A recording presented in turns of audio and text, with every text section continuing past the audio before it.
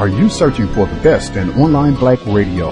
Then go to blacktalkradionetwork.com, helping you filter through the noise. Real talk, black talk.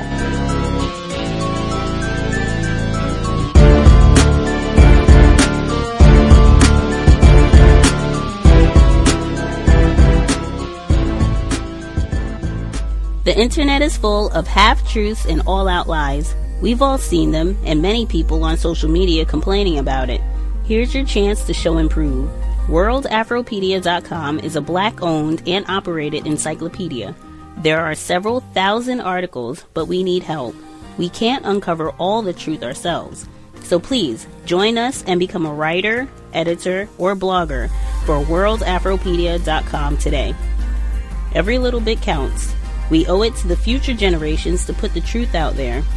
Visit WorldAfroPedia.com, the African-centered encyclopedia, a global database of African knowledge for the purpose of bringing about global African wisdom and understanding. WorldAfroPedia.com.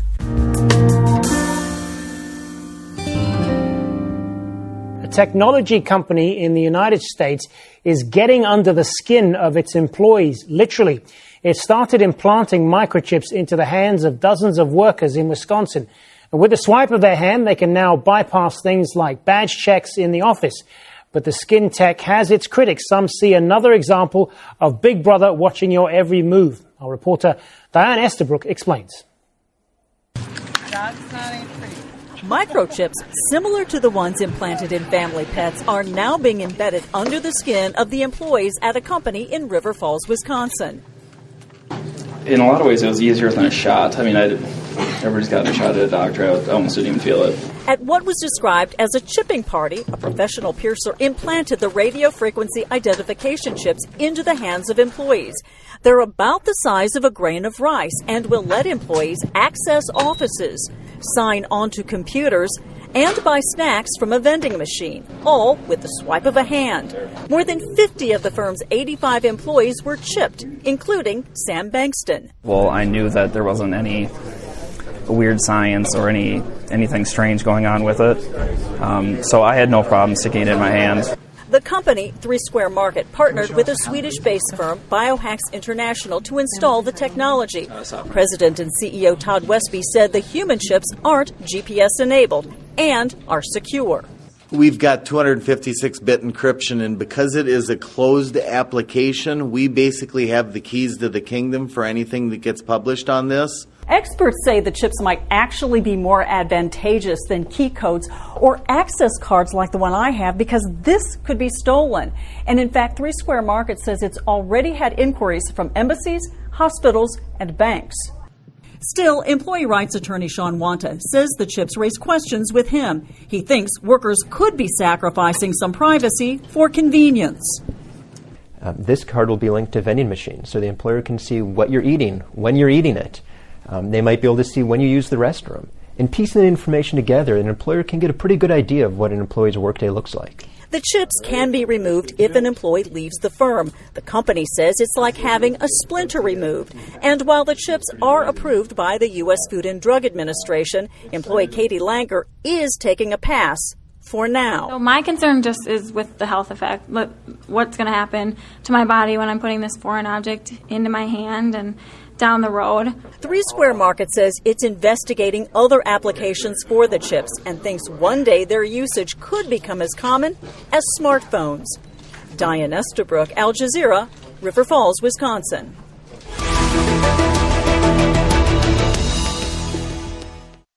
All right, let's bring in our guest now to talk more about this. Joining us from Stockholm is Ben Liberton with the Swedish Medical Nanoscience Center and a critic of this microchip process. Johan Esterland is the founder of Biohacks International. He joins us from Helsingborg in Sweden.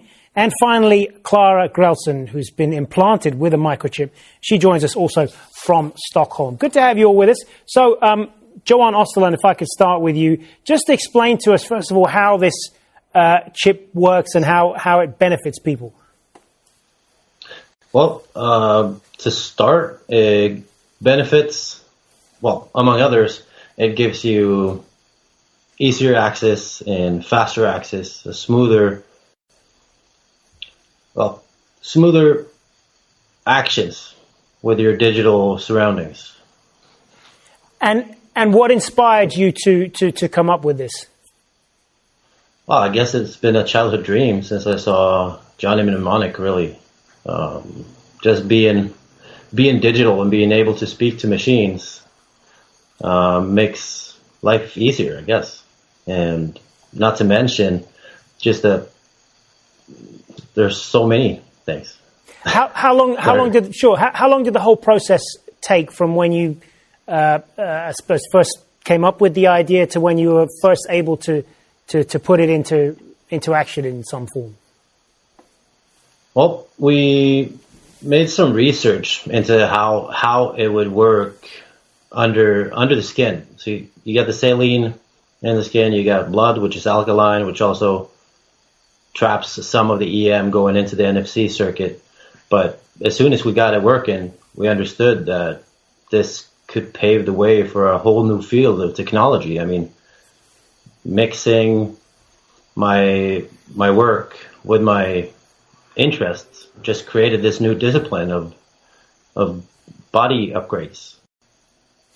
Clara Grelson, as someone who has been implanted with this chip yourself, tell us about the experience that you've had with it. Well, as Johan says, it makes my day easier. So what I use it most for is to get into our office building and also access our floor, which was it took me a lot more time to have, find the card and swipe it and put my code in. So now I'm just kind of like just holding my hand in front of the machine, and then the door opens. And so it saves a lot of time during the day. I am also using it for my gym chain, so the Swedish gym chain SATS. There I can just use it to enter the gym, basically. So I don't have to bring anything but my shoes and my bottle, so I can just enter. So I think that's what I use it the most for, but I'm also looking forward to when the Swedish Railway are starting to use it as basically the digital ticket. So, yeah. And what's been the reaction that you've got on this from people that you've spoken to? Have they do they envy you for having this, or do they think it's a little strange, or what are they saying? I think that most people think it's a bit strange. People that work within the media industry, of course, they are a bit more familiar with the whole idea. But it's far from everyone that has it. My friends that don't work within this business, they think it's very strange, but they also know that pets have had this kind of like under the skin for many, many years. So if they think about it that way, then it's nothing strange. But usually when they touch my hand and when they feel the chip, which is a bit more like a rice grain, then they think it's a bit weird that it's something under my skin. Ben Liberton, what are some of the concerns that you have about this technology? As it stands now and the uses that have been described, it's very innovative, very inventive, and I don't think that there is much danger associated or much risk associated with how it's being used right now. My problem is that as it stands now, there's a brand new way of data being transferred and quite intimately, invasively integrated into the human body. And the question is, where does this go in the future? Now, it could all be maintained and very, very safe and encrypted, but I think that has to be addressed very, very carefully, because there is a risk that as more integrations come into this kind of chip, as more data is being transferred, then there's a risk that it could either fall into the wrong hands by being hacked, or people could give away their own personal data without realizing it by signing up to terms and conditions with companies that are providing services associated with the chip. At the moment, though, Ben Liberton, this is a completely voluntary exercise. I mean, the report we played earlier about the company in Wisconsin that's doing this, no one was forced into doing it. It's a completely voluntary decision. So does that not address some of the concerns that you brought about privacy and so on, and this information being used in a way that people might not be comfortable with? No, absolutely not. I think that's possibly even worse. I mean, when you think of the things that we do voluntarily, like giving information to Google and Facebook, I think that's where a lot of people give away data for free. And so there's two sides of looking at it. You can look at people stealing it and taking it from you, and I think voluntary and having a small user base, I think that's fine. But I think the problem is that people are very now accustomed to signing up things, giving away data, giving away privacy. And I think if you do it voluntarily, I think you're kind of more likely to forsake things like this. And as I say, at the moment now it's okay, but what data is going to be transferred in the future, that's my concern. Context of White Supremacy. Gus T Renegade in for another broadcast, hopefully to share constructive information on the system of white supremacy. Today's date, Thursday, August 3rd, 2017. So I have been told this is our weekly Workplace Racism Forum.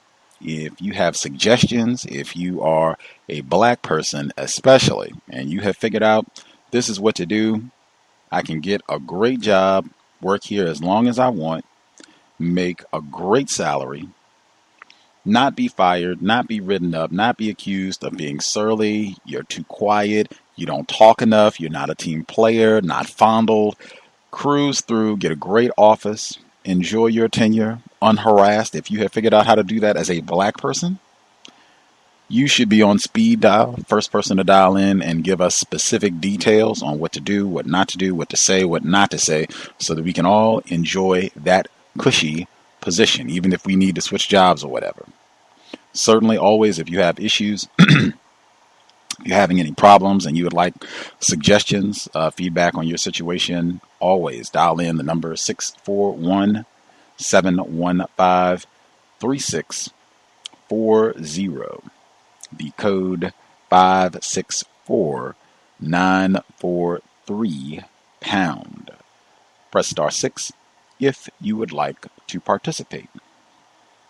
Number again, 641-715-3640. The code 564943#. Press star 6 if you would like to participate.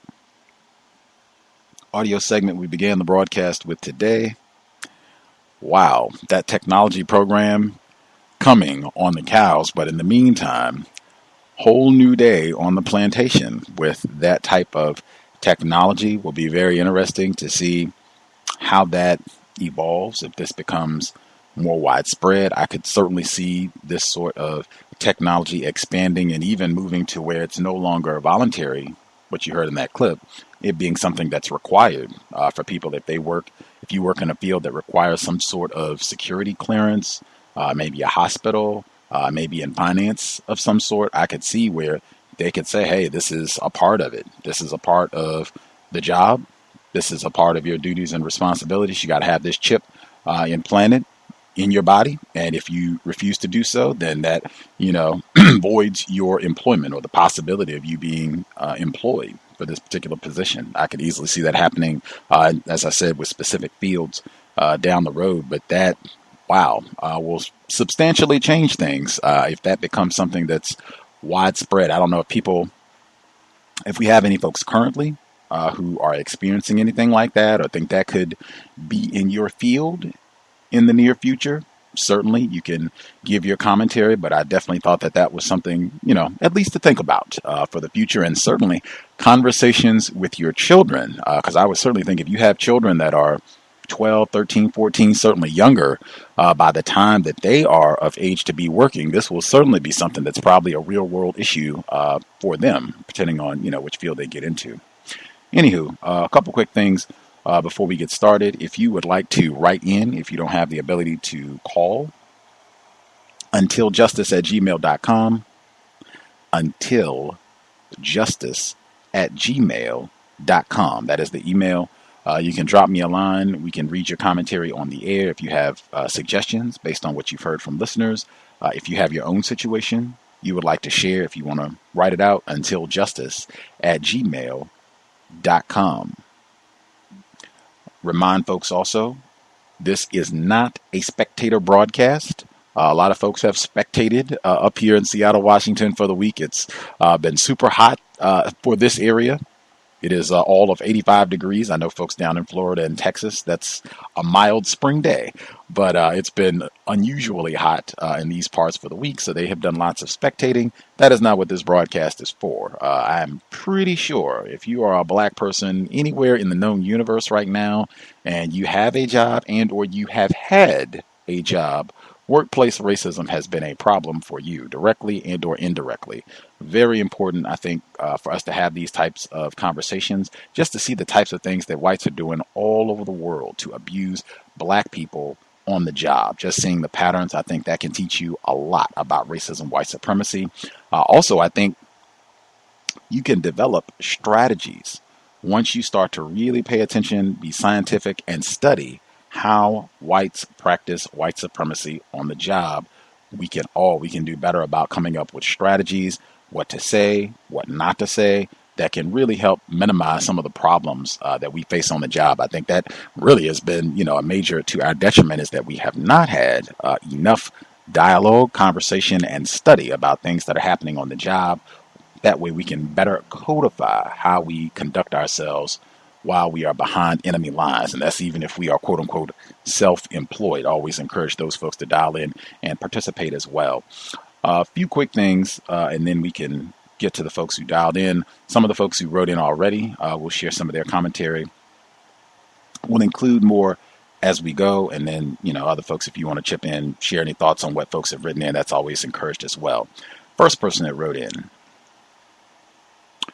This is addressing workplace racism on Thursday, the 20th, 2017. So this is like 2 weeks ago. I believe the caller's name, Thomas from New York. And he said he was going to go over the people immediately responsible for denying his vacation and appeal to the president of the company. Okay, this from a while ago, just to refresh people's memory. Thomas from New York dialed in. He was asking for time off.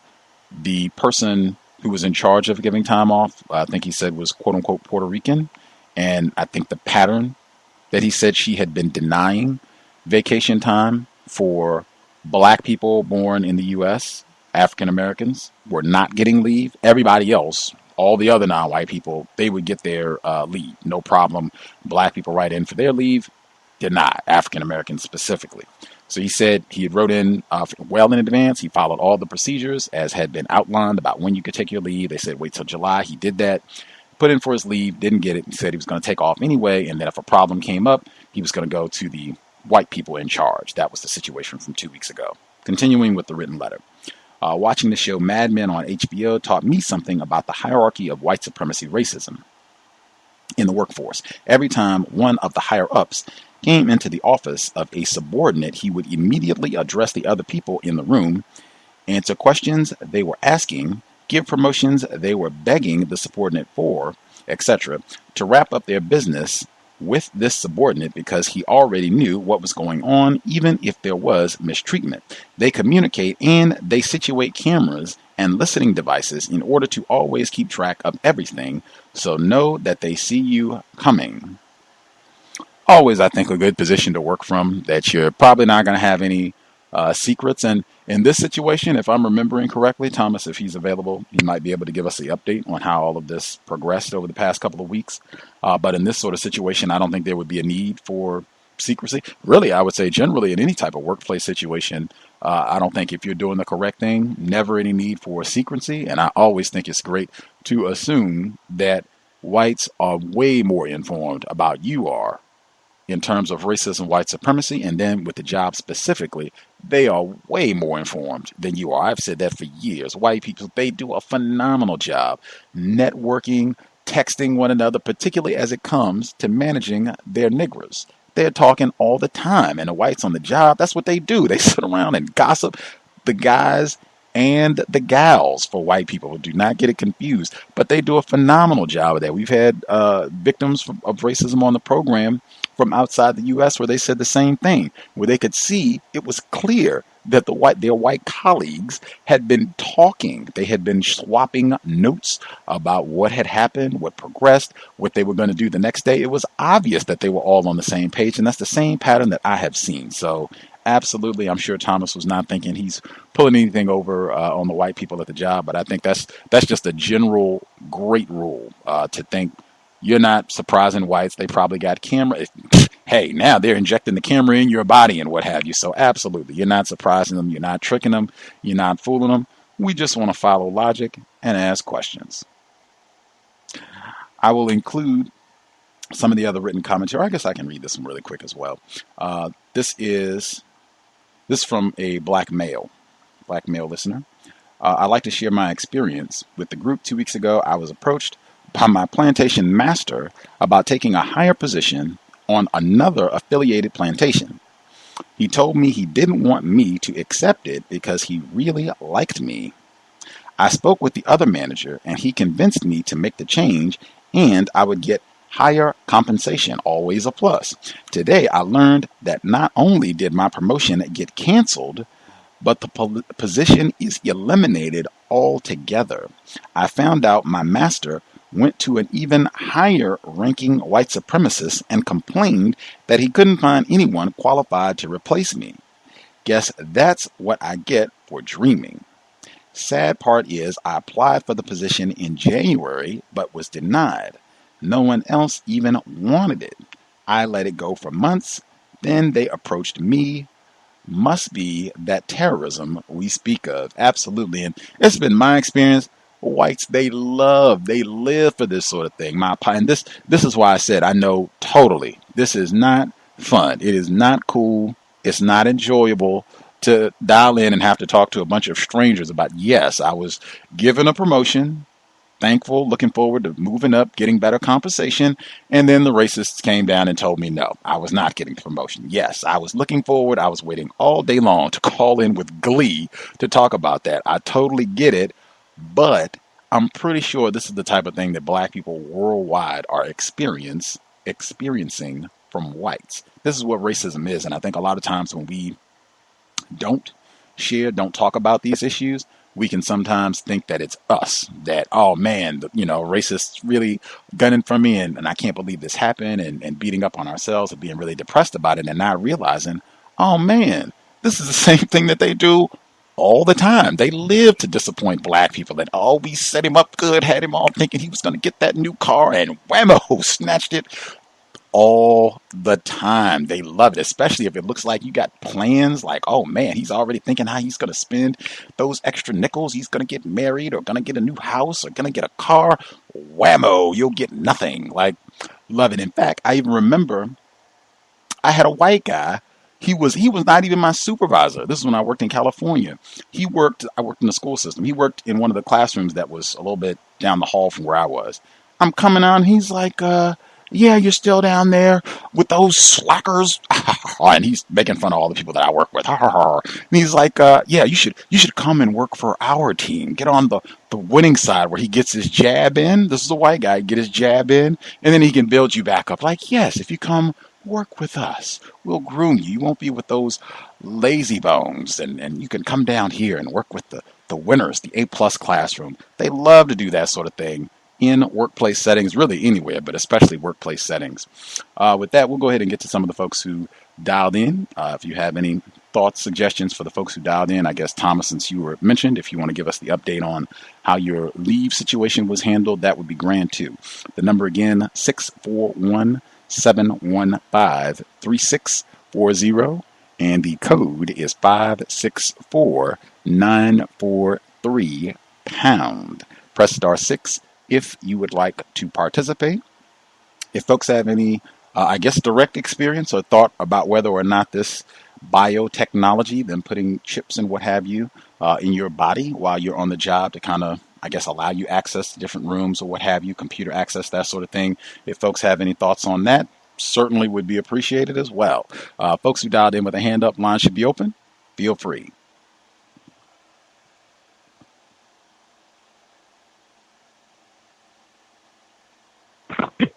Can I be heard? Yes, sir. Greetings, Gus, and greetings the rest of the callers and the listeners. This is Rob in Milwaukee. Guess I'll start touching on the microchip implant. being as though that. Thank you. It really defines the black people's condition here. It is so bad. A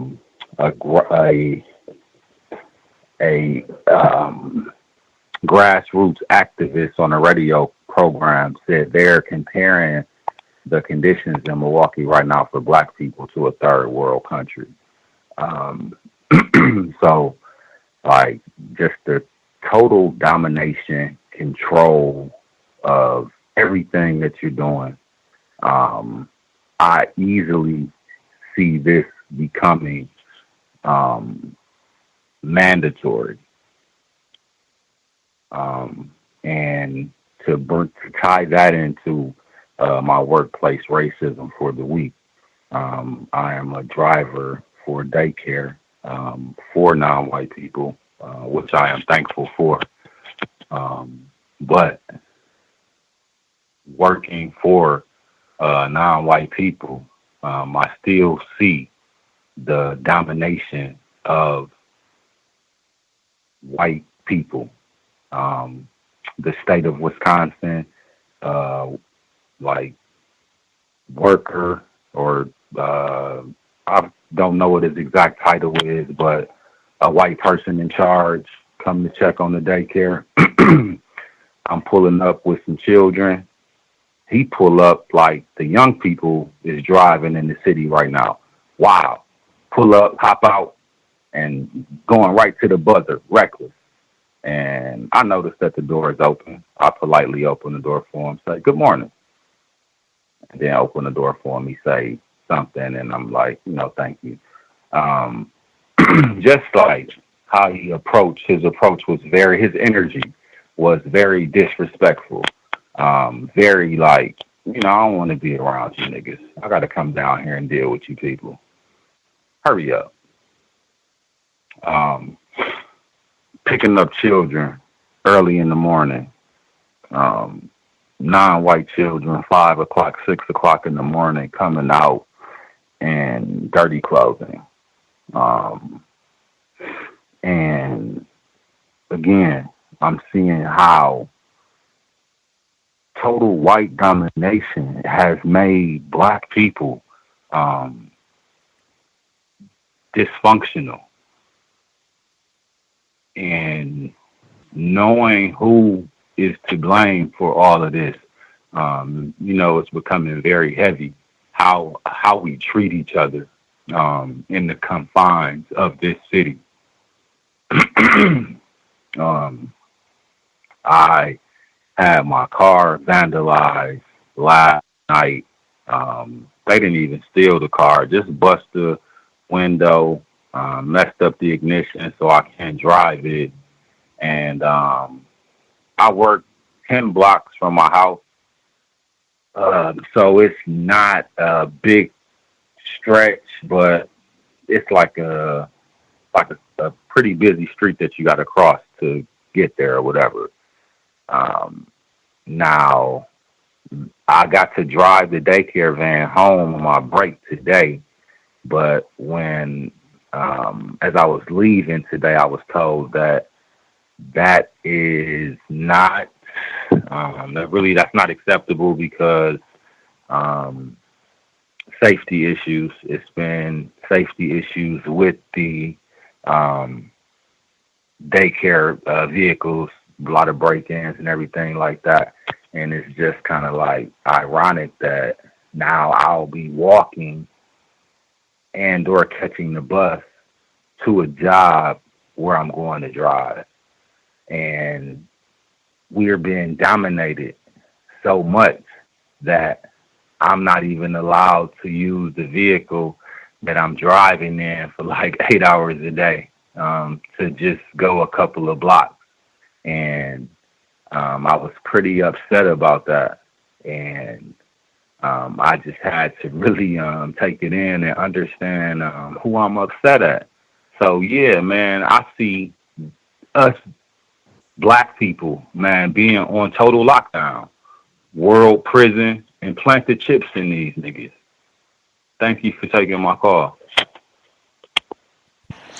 Sorry it has been that so rough in Wisconsin for you, Rob, and that's statewide, worldwide, but especially in Wisconsin. That vehicle thing on the job, I've seen that both ways, where I worked at a job where they had like vehicles, right, that you could check out, or sometimes you had to do driving. Sometimes they had lots of vehicles, a whole fleet. And I saw where they would be white people, they could take a vehicle and take it home, not just drive home for lunch or, whatever, because they live coast, but I mean, they could drive home and kick it for, the night, days, whatever the case is, checked out, they got the key, bring it back and, keep on pushing. But for black people, totally different rules. 1,000 times different rules. I've seen that experience. In fact, I can give another anecdote. Had to check out a vehicle, had to drive, and I had to transport a child. Thankfully, only one child. It was like a 90-minute trip. 90-minute trip, well over like 80-mile drive. White person comes in and reports and says that Gus, he logged that he had to drive, like, let's say it was 80 miles. He had to drive 80 miles for this trip. I did the search online, and it only is 20 miles from here to wherever the destination was. And I had to go and get the address, go online, and do you see this where it says 87 miles to get to the location? This is where we're going. You were in error, and it's no retraction. No, my bad. I was wrong. Sorry for the pause. Nothing. So I can definitely say with those vehicles, the allegations are ready to fly. They are ready to. He looked at it wrong, or he scratched it. He was out joyriding in it, or whatever the case. So whatever the policy and procedure is, fine. Nope. If I lived a block away, I would just follow the procedure. And as you said, understand whites are dominating us right now. They are to blame. And, I guess being thankful that you said you only live about 10 blocks away. So it's not like you live on the other side of the city. But man, I know that is a pain. And particularly to have it because your car got vandalized. Like, oh man, you'll be in our thoughts and prayers. I hope things improve drastically before the end of the month, sir. Did other folks have commentary for what Rob had to share? If you had your own situation you wanted to comment on, or I guess any of the other folks who wrote in as well. Stacy in the UK is with us as well.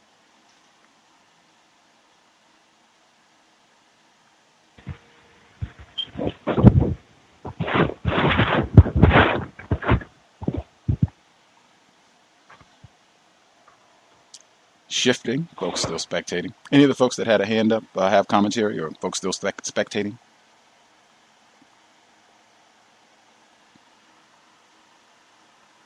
Who vandalizes his car? Not sure. They didn't catch. Okay. Culprit. No one was apprehended, to my knowledge. I can definitely understand the anger. Because you put so much into transportation of your own, as opposed to have to rely upon public transportation, and somebody just in a few seconds just destroy that. Not only that, it makes it, just about everything. It's amazing how such, material things are so essential into your daily routine. I was thinking about the chip situation. I would figure this, it would probably be professions and or jobs that render viable compensation. And one thing I do know, they're not going to specifically ask black people what they think about it before they make that decision. That's for sure. It may be an indirect situation, with this quote unquote perceived collective understanding from all people, but they're not going to specifically ask any non-white black people, especially, about making that decision. So white people they have a means of manipulating through some very devious deceit and or direct force to be able to get us to do things that they need or demand for us to do. And I can see it happening. I can see it happening in a very short period of time also. Shorter than a lot of people think. I'm talking about where it's already happening, but obvious, but from the standpoint to whereas it becomes almost a routine situation as opposed to being strange as it is now. It can quickly become routine, as far as that's concerned. I mean, your kids can't come to school if they don't have a chip in their leg or something, that sort of thing. That is possible. So those are my thoughts right now, and I'll continue to listen and participate. Can I be heard? Yes, sir, Mr. Steele. Awesome. This is Ken Steele, and currently in Chino Hills, California. And I wanted to touch on the microchip implants that they're, rolling out in various corporate settings. It seems like I've been hearing about a number of different reports from all over the world, and it looks like private sector corporations are the means with which they're going to start rolling this out. And actually, if you look back in the history of biometrical enhancements or implants, they were first used in livestock, and then they were applied to pets. They're used to routinely to track expensive pets that suspected racists they like to buy and everything like that. So I thought that they were going to roll this out and into the school application first, but it looks like they're rolling this out on people's jobs and making it seem like, hey, the minor convenience of getting into your door a little quicker is worth this intrusion, this biological intrusion into your body. But at the same time, you have to realize that there are already biometric scans that are in place in a number of different workplace settings.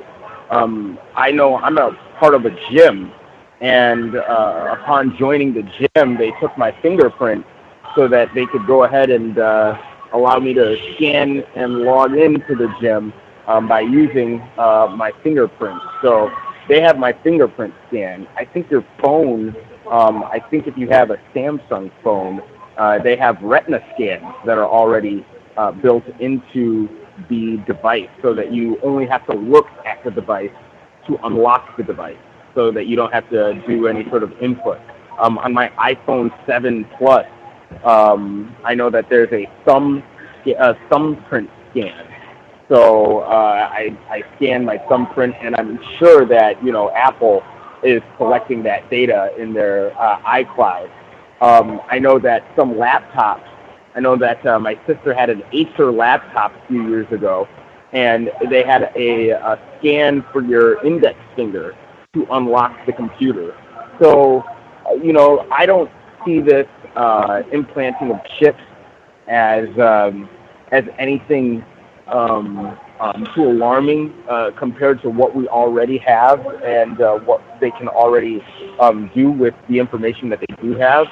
My only suspicion with these chips and whatnot is that they can be hackable, and that comes when and those risks come about when they start talking about these more next level biological enhancements that they have devised and that they're currently beta testing and that they're currently discussing on various forums on the internet. So that's about that topic. But in my workplace situation this week, I wanted to report that I am a comedian, and I'm operating here in Southern California, and a lot of my shows are based in Hollywood, to be specific. And I'm learning firsthand what it is to be so Hollywood, or to go Hollywood, so to speak. I'm definitely experiencing what a lot of comedians have experienced in the form of censorship. The show that I was supposed to be performing on today, I was canceled for that show because of comments that I left on on a local news story feed. I just made a joke. It was a story about like a Marine and his wife, and they were both law enforcement officials, and apparently they died in some sort of plane crash or something like that. And the comment that I left was, it looks like we're -2 racists. Now, I know that I probably should have said, I suspect that we're -2 racists, or I suspect that these people were racist, but I was just, it was just a joke. And a lot of people were commenting and liking and responding to the comments and everything like that. And some of these people went ahead and contacted the owner of the establishment that I was booked to perform on. And the thing is, this owner is a comedian, so I would think that they would be, all about the free speech, yada, yada, yada. And, he called me talking about some people were leaving some comments on his Yelp page and on his Facebook page and everything like that, and he didn't like that. And I shrugged my shoulders. I said, the damage is done. I deleted the post. What do you want? And then he said, well, to satisfy these people, I'm canceling you. And I was just like, look, these are trolls from the internet. And he said, doesn't matter. I don't care. Free speech doesn't even matter in this case. I don't care. He was telling me all this. I'm just like, oh, I thought this was comedy. And so the way, now I don't really feel too bad about the fact that I was canceled. It just saves me a trip to going into Hollywood. I mean, I've already performed on the stage in the past, and my way of, I guess, rectifying and dealing with this is that my only concern is that I just don't want it to already in this nascent stage, as I'm already, starting to get booked at more and more venues. I just don't want it to come about that, Booking Me comes with this, problematic online anything. So what I'm doing is I'm just going to go ahead, and tomorrow I'm just going to thank the owner and the bar for, supporting, comedy, for supporting free speech, and, doing all of this. And then I have pictures of us together smiling. So I'm going to be posting that, and then I'm going to have him I'm going to have it say that, I want to thank him for supporting, my comedy and every single thing that I say. And I'm just going to leave that post, and I'm going to share it with all the trolls that, we're gleefully, we're in glee at me being canceled. So, I just, I really don't appreciate the fact that I'm being treated like this by somebody who calls himself a comedian, but at the same time, I totally understand. This is Hollywood, and this is how it goes. And yeah, that is my workplace racism for the week. Thank you. Hollywood is planet of racism, it seems. I think that's a great code, particularly if you're in one of those professions. I think we talked about this before when I think a caller wrote in and they were asking about LinkedIn and do you put a real photo up or not? And I think a part of that discussion was it might depend on the profession that you're in. If you're a comedian, if you're in entertainment, you might have to have that picture up, might have to have a whole lot of pictures up, in fact. You might also have to have a very different code about social media in terms of how you function, what you post, that sort of thing. Even as a comedian, apparently racist man, racist woman, they get to decide what is funny. And I've seen that happen a lot with comedians, because Bill Maher, that happens like every 50 years. Or white people, they can come out and say whatever they want, and they don't get canceled, they don't get fired, they don't lose revenue or anything like that, don't even have to apologize.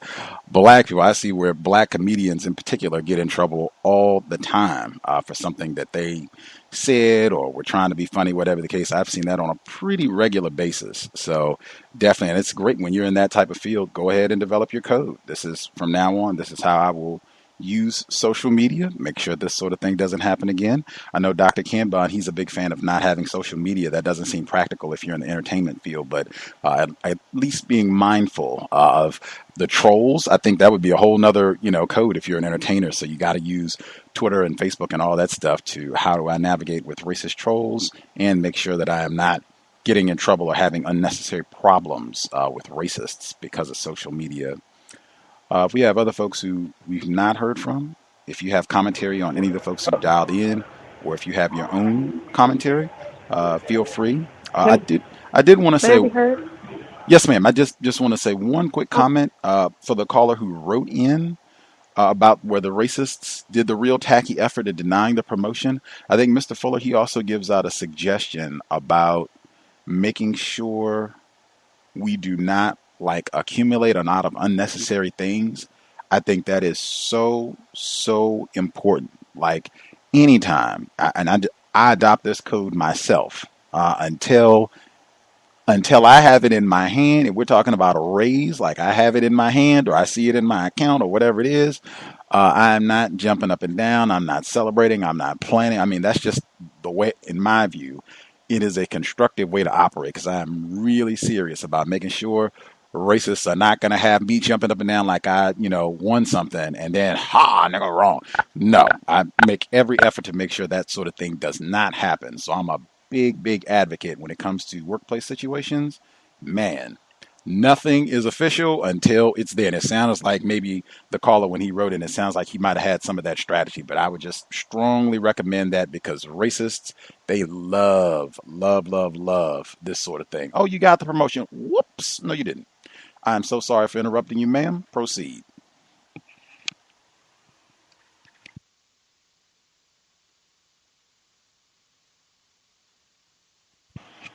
The female caller that spoke up a second ago, are you still with us, ma'am? I don't know if she muted herself so that I could get my... Hello, can I be heard? Yes, ma'am. I'm sorry, it seemed like the line went dead. I just wanted to say really quick, just my opinion about the biometrics and then a workplace racism story that I have. So I have been hearing other people talk about the fact with the chips, and I think actually maybe some coworkers have spoken about it, but I know I've also heard of articles as well. I think it was in Europe, maybe in Sweden, one of those places. And then I've also seen some more. Of course, I didn't get a chance to listen to the opening of the show, but I feel like it seems like with those instances, my opinion is that it would be more along the lines of, another caller said, for the professions that you make a lot of money, or for the professions where it's very secretive as far as actually the chip, because I feel like that would probably be costly to install chips in all of your employees, and then on top of that, also have the maintenance of the scanners and everything like that. I know I've had jobs. There was I've worked in a grocery store where you had the fingerprint, and then I've also worked in a nursing home where you had the fingerprint. And that seemed those machines seem, I guess, somewhat economical for the businesses. And oddly enough, the nursing home is not in it got shut down not that long ago by the state. But I feel like with the chips, it seems like they're more, I just would seem like, it just seemed like it would be more costly, at least right now. So that's basically my take on that part. And then with my workplace racism, like I had expressed before, I have been really making an effort to not let my racist supervisor upset me too much to where I'm having a breakdown a few weeks back where I just felt like I just couldn't take it. And so I'm really trying to take the opportunity to just study him as much as possible, because I feel like he is definitely one of the most refined races that I've ever encountered, at least as a supervisor. And I've been making the effort to ask questions, still trying to refrain from being smart aleck, and it's really on the tip of my tongue every time. You know, he really gives me, I feel like he's basically pushing me to that opportunity to say something, you know, real smart aleck to him. But I've also been trying to make sure that if I feel like he's not answering my question, I'll say very calmly, that didn't quite answer my question. Maybe I can restate it so that way I can be better understood. So I still feel like that's somewhat, you know, a little sarcastic, but it still would at least let him know that this is not something that you can just use buckets and buckets of words to not answer the question. Or he'll, like this recently, we had a meeting. I asked a question, and he had to start out with this whole explanation. And then finally, towards the end, you know, it took a couple of minutes. And then finally, towards the end, he did say, "Oh, well, you know, you did finally answer my question why we're once again changing another process."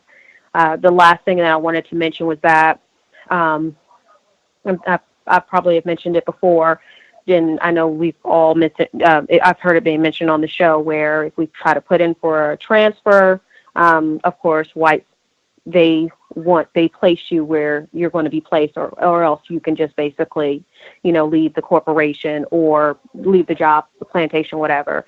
So I noticed that yet again, another white person, an underperformer, a white woman, was able to go to a different area when months ago I had asked, and they're like, no, since I really made an effort to know what I was doing, or it could have been that, or just because they did not want to fulfill my request. They said, no, nobody can move from out of the area from what I'm doing. And just recently they let this white woman, for no reason at all, move from out of the area. And it seems like at this time we're somewhat shorthanded. Now, they did bring in a black male, so that's kind of interesting. So it's almost like she traded places with the black male.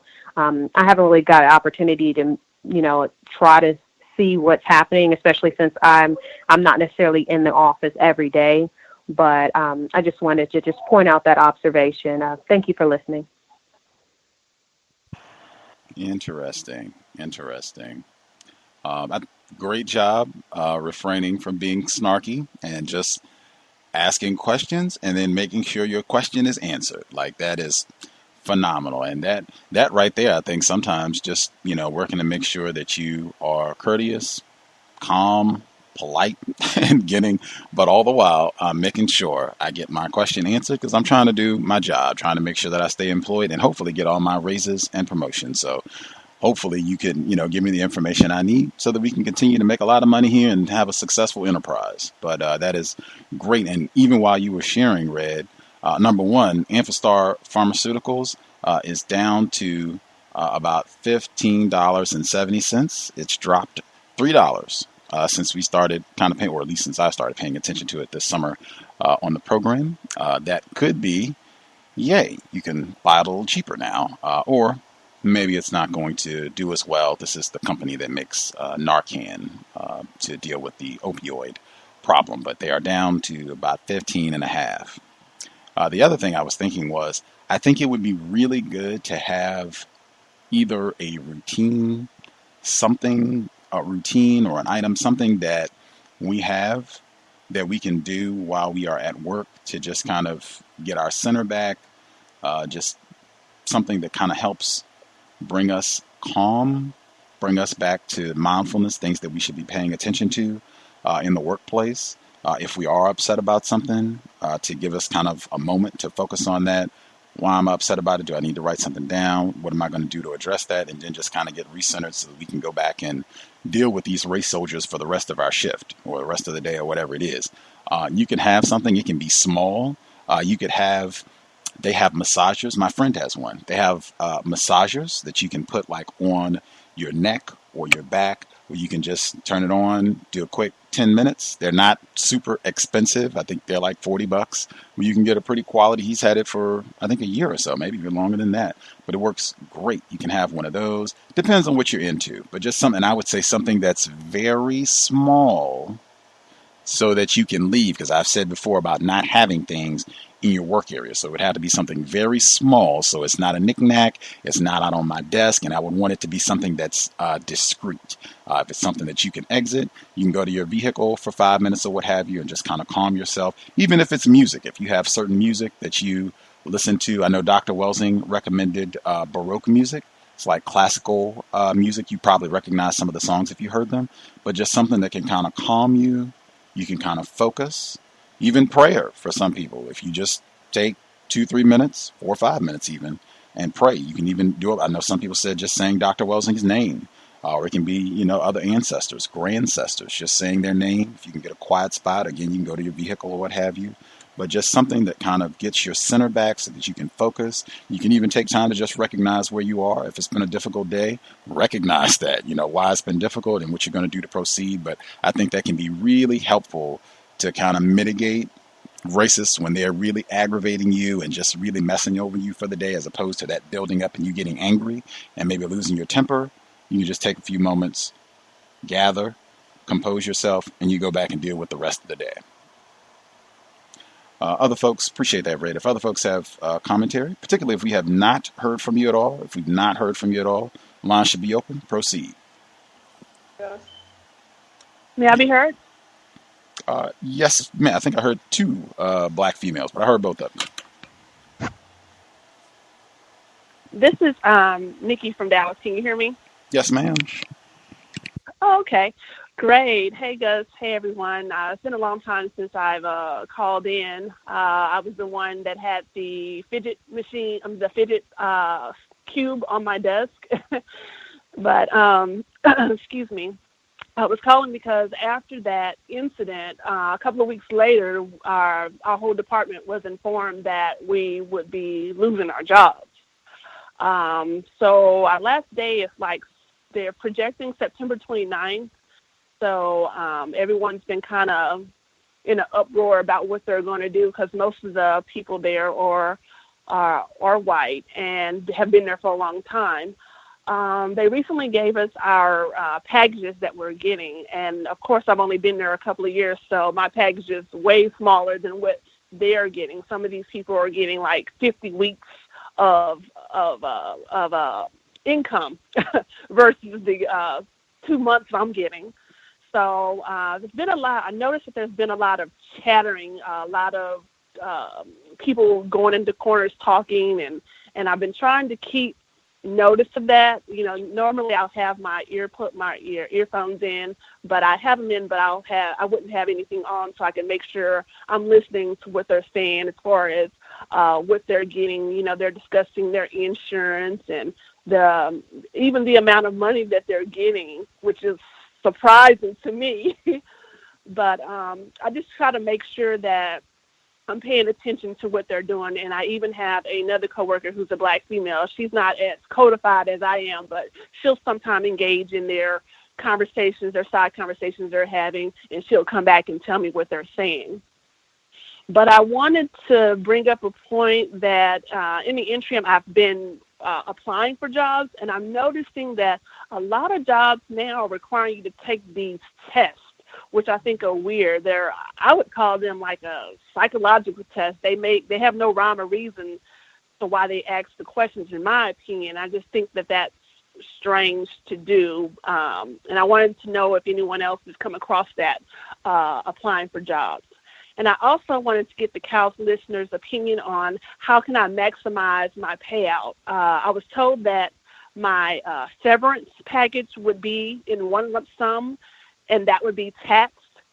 And they weren't. I asked them, could I get it in my 2-week period increments, and they told me that I couldn't do that. So I wanted to know how could I maximize my check without them taking out so much of the taxes.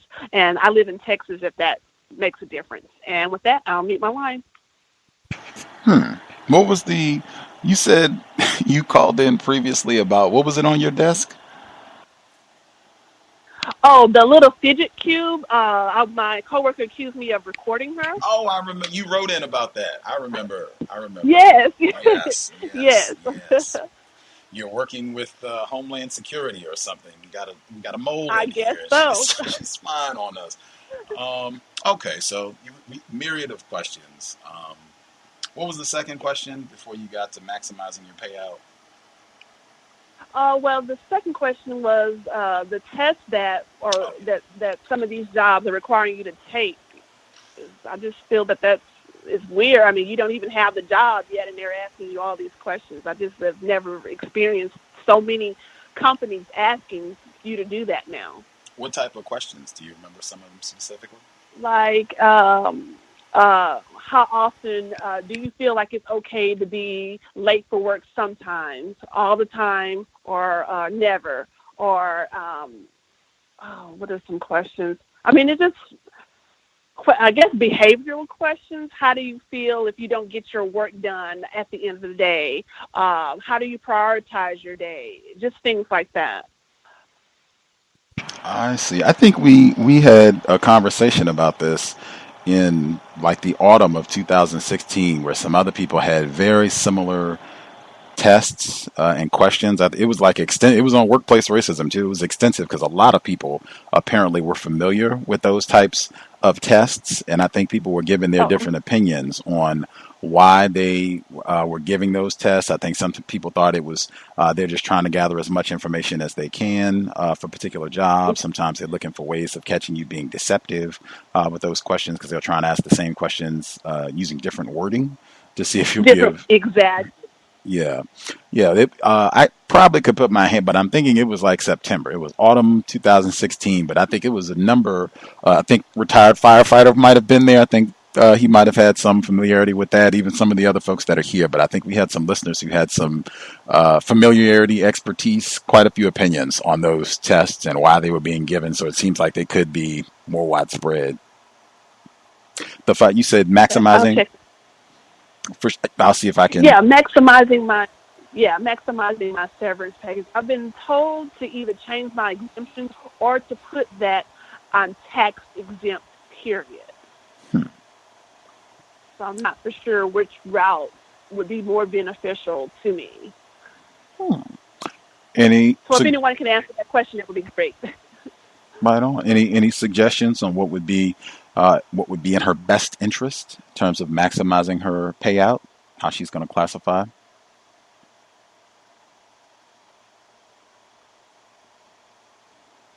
Even if folks don't have direct input right now, certainly the archives, if you hear this and you do have expertise, because I know we do have folks who have much more expertise financially who might have a suggestion or two on that. If you listen to the archives, you can drop me an email, untiljustice@gmail.com. If you drop me an email, and then I can pass it along, because I believe our caller has emailed me before, so I can just pass it along to her if folks hear it in the archives and want to share a thought. But any suggestions on that in terms of how she should maximize her payout?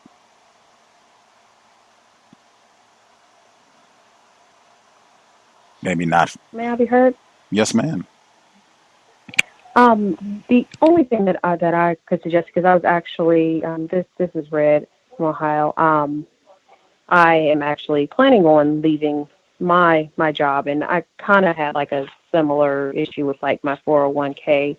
But the only concern that I have, because at least from my perspective, when I was speaking to some of the representatives from the bank, like here in Ohio, you can either get your whole lump sum at once, or they can tax it themselves, or they can take it out before they would give it to me.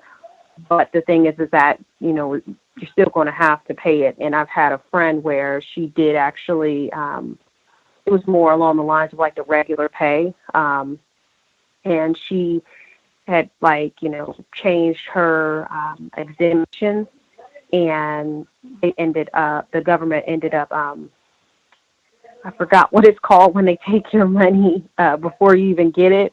So that would just definitely be one of my concerns for the female caller, is if she were to go non-exempt, and then if you were to get audited or something like that, and then, you know, they'll just make you, you know, pay that money back. And like with my friend's instance, she had to pay it back with interest and fees.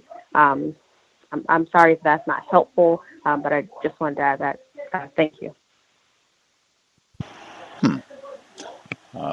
Appreciate that, Red. We had other people dialed in more recently with a hand up. Do we have any other folks who had a tip or suggestion on how our caller in Texas can maximize her payout?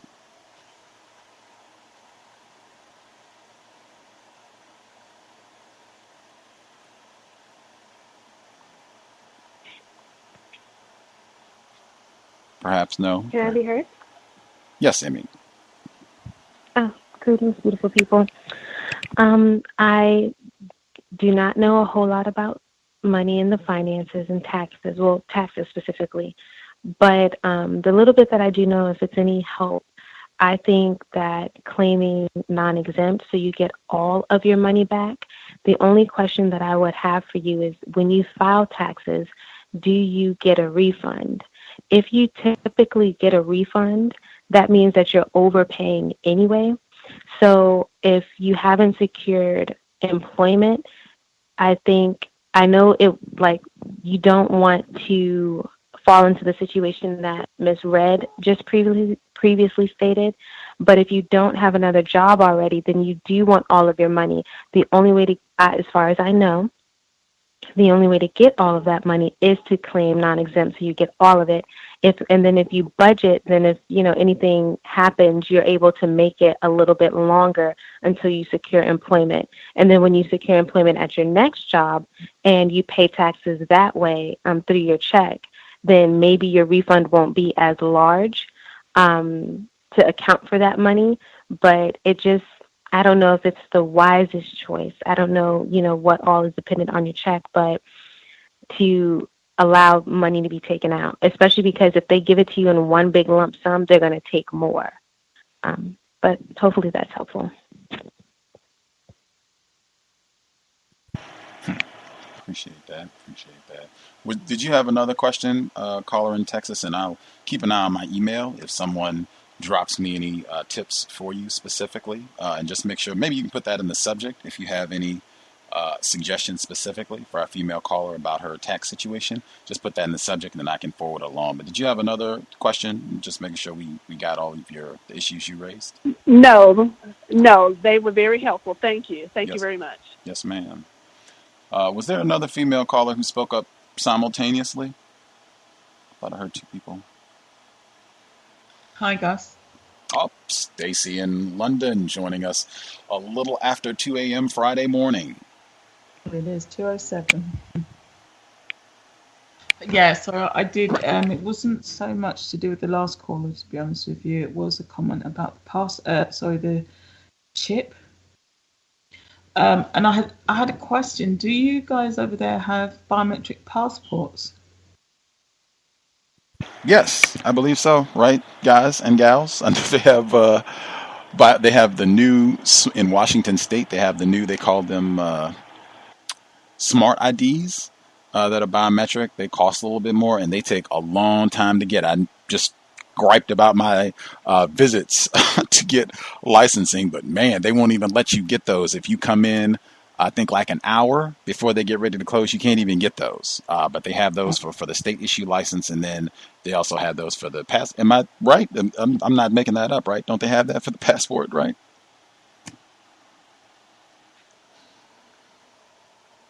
Folks in the States not know about the passports, biometric passport. I guess I could look online, but I was pretty sure that they had that.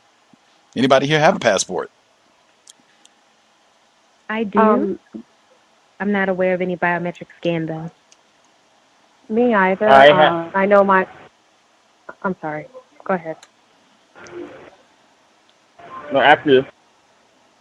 I know that actually my relative, the only new thing that I've ever heard with passports is now they have like passport cards, but just here in Ohio, we've only still had like at least from what I've heard, we've only still had just like the regular, paper passports, nothing, with a retina scan or anything like that. Okay, I'm looking online. This is not Wikipedia. Hold on one second, Mr. Steele. I'm just looking online. It says all passports issued in the last 5 years, ever since Western Hemisphere Passport Initiative 2000. Oh, hang on one second. Oh, never mind. All passports issued in the last 5 years, ever since the Western Hemisphere Passport Initiative in 2009, has all features, and this includes electronic, as a combined paper and electronic passport that contains biometric information and can be used to authenticate the identity of travelers. And it says that the photo is supposed to meet the new biometric standards, and it is legal. This is online that they're saying this is for U.S. passports. Mr. Steele? Are we still on? Oh, am I being heard? What the world? What the world? They cut off. I can hear you. I can hear you. Oh, okay. Yeah, that was what I just read online. The people hear what I just read online? Yes. Oh, okay. Cool. Mr. Steele, you were going to comment? I did. Oh, okay. Retired. Yeah, I Go ahead, Mr. Steele. I just wanted to say that as far as biometric scans go, also your picture ID counts as a biometric scan. I don't know if you are aware of this, but if you are on Facebook and you have been uploading pictures of yourself, they have a 3D rendering of your face on file. They know what your face looks like in a number of different angles, in a number of different emotional states. I mean, if you've been uploading pictures to Facebook alone, that has all of your biometric, your facial biometric scans already put in there. And then I don't know if you've noticed this, but on your phone, they're starting to be able to more easily be able to scan where your face is. So my iPhone, there's a breakdown of who I've taken photos of. It has analyzed exactly who is in these photos, and it has these photos broken down by their identity. I mean, they can take your facial structure and then go ahead and authenticate your identity that way. So when they say that there's biometric scans on your passports, that means that's sufficient, the photo Mr. Field. That's sufficient. there. That's sufficient. Great. Did we have other folks that were going to the passport thing? I think Stacy in the UK, she was going to continue with it. Was that all you were going to say about the passport? You just wanted to ask to see if they were biometric in the U.S.? I'm saying yes. I think they are. Mr. Steele, I think, was saying yes, they are. The picture alone would count. Was that sufficient? Yeah. I mean, I was asking because they are becoming a requirement over here in the UK, and I think I've probably got one now that people have explained that, because I have, I think where I visited the US in particular, they have actually scanned our eyes coming in through customs. So, and so my point was going to be in terms of the chip. I just think it will become so, it will be presented in a way which is so convenient that people won't actually object to it, even though the initial article or news item that was played did sound concerning. People, and they were also marketed in a way which people, including non-white people, will think it's the coolest thing ever to have. So, I can just see people going for this without any real concern, and companies getting away with it. So that was going to be my comment on that. And just on a sort of related matter, I remember a few years ago when my daughter was at school being asked to sign a form for her to get involved in a volunteering program, and it was over here it's Duke of Edinburgh Awards.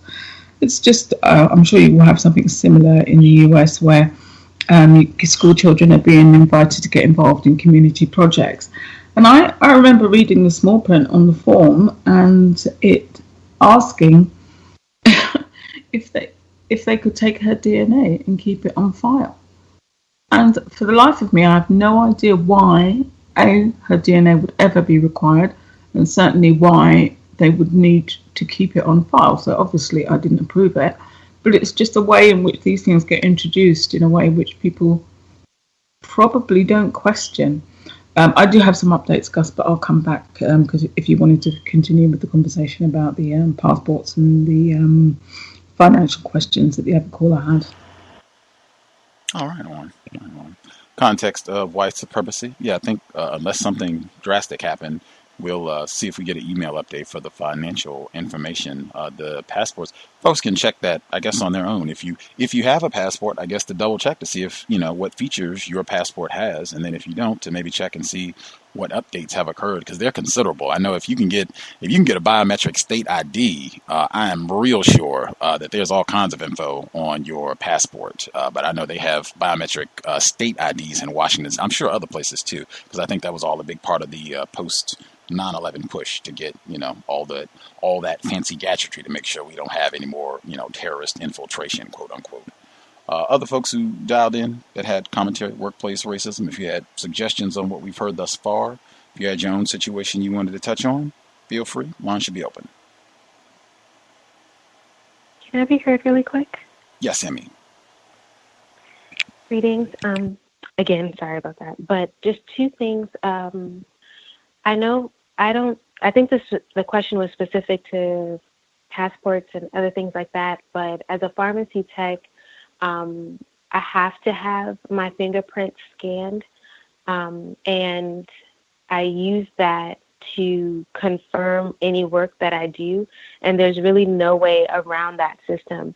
It used to be that you could type in a code, but it wasn't time efficient.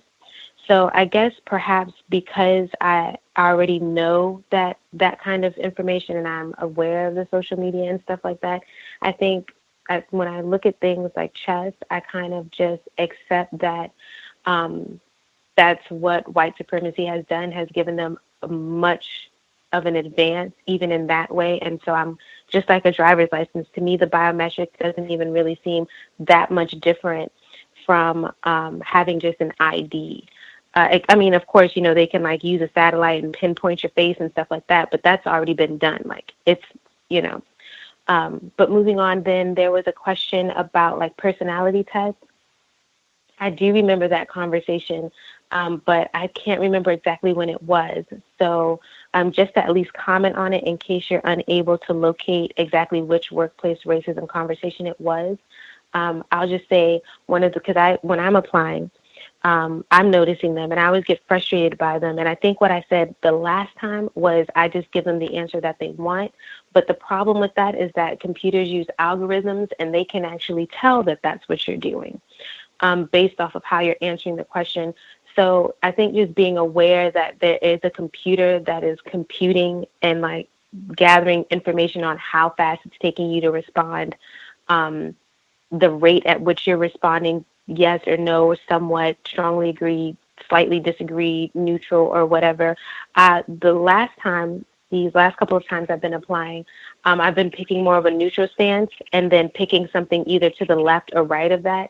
So instead of having really strongly disagree or strongly agree, I'll either just be neutral about the situation, or I might somewhat agree or somewhat disagree, just so that I don't have, if you're looking at a bell curve, I don't have these outliers or any extremes that might indicate anything. I think kind of staying in the middle allows me to say, or perhaps hopefully, I don't know for sure, but the algorithm will just be, it depends. Because a lot of the questions are situational. If a coworker was stealing, would you say something? If a coworker is having a bad day, would you involve yourself in their personal matters? I mean, I guess it kind of depends. Did somebody's family member just die? I might talk with them a little bit more. Or if they're having issues with their boyfriend, I might not. So I don't know if that's helpful, but just so at least there's a little bit of a comment on your question. Thank you. That's it. Appreciate that. Yeah, like I said, I think some of the people that participated in that extensive dialogue on those questionnaires before might be present right now. If you want to, if you recall what you said, or you want to give an update to that analysis, feel free. But yeah, and I wasn't saying it to squash commentary. It's just because I remember we did talk about that. It seems that these are widespread, and a lot of our listeners have some familiarity with those tests. But yeah, if you want to share a thought or two, that's fine as well. Do we have other folks we've not heard from at all? Anybody that has a hand up that has not spoken? Feel free. Can I be heard? Yes, ma'am. Cool. Thank you. Hi. I wanted to chime in on workplace racism. I'm the one that works at the hotel, and they leave it a mess all the time for me. Front desk always disarray. Housekeeping room's a mess. Everything's just a mess. Now they're starting to write me up for that because while I'm not there, because I'm graveyard. So while I'm not there in the daytime, I pulled back. I stopped washing the 9,000 dishes that I would receive when I got there on Sunday nights because I don't work the weekends. But Sunday nights I come in and it's depressing. So I just said, I'm not washing these dishes. And I would do the laundry. I would stock the housekeeping floors, but I just wouldn't wash the dishes. So no one would wash the dishes, and they would just pile up, and then more would add up. And more laundry. They're not washing the laundry. It's just a mess. So now she's not washing dishes. Oh, she's not taking out the trash. Oh, she stopped cleaning the bathroom. Just all this foolishness. So now they started writing me up. I got a write-up last week on Wednesday for not washing the dishes. And then they just start making up a slew of lies. I never fold the laundry. I never stock the housekeeping floors. I mischarge every time I make a transaction. Everything I do is wrong, just wrong, but I still work there. So they're going to get me, right, since I'm not going to do all this labor and no one else wants to do it. So my manager comes in to give me this write-up, and I'm already real stern with her because she sucks. So I said, so what do you want me to do with this write-up? You just have to sign it because you didn't wash the dishes right, and you didn't. I'm like, man, it's already a mess, man. What you want me to sign?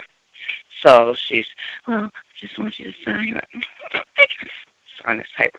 So I read it, and it's the lead that was babysitting us while she was on maternity leave that wrote this up. So I was like, man, I'm not signing this.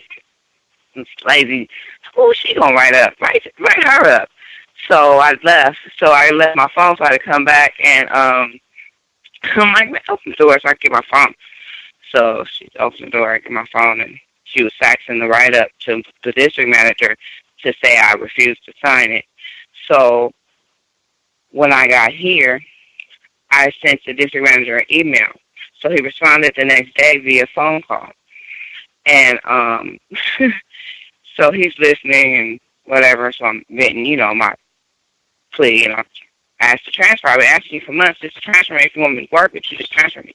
So, well, when I go by there, you're not doing all the laundry. I'm like, I can't do all the laundry. That's impossible. Nobody can do. Well, no, in India, we can do all kind of stuff. And I'm just like, well, look. I can't do all that stuff, and this is ridiculous. The manager sucks, everything. Well, you say that, but you guys call in all the time? I was like, I've never called in. I've never called in to work. I called in one time, 2 weeks ago. Well, not you. You're a big worker, but still, you need to work harder. I'm like, no, I don't make enough money to work harder, and I work too hard already.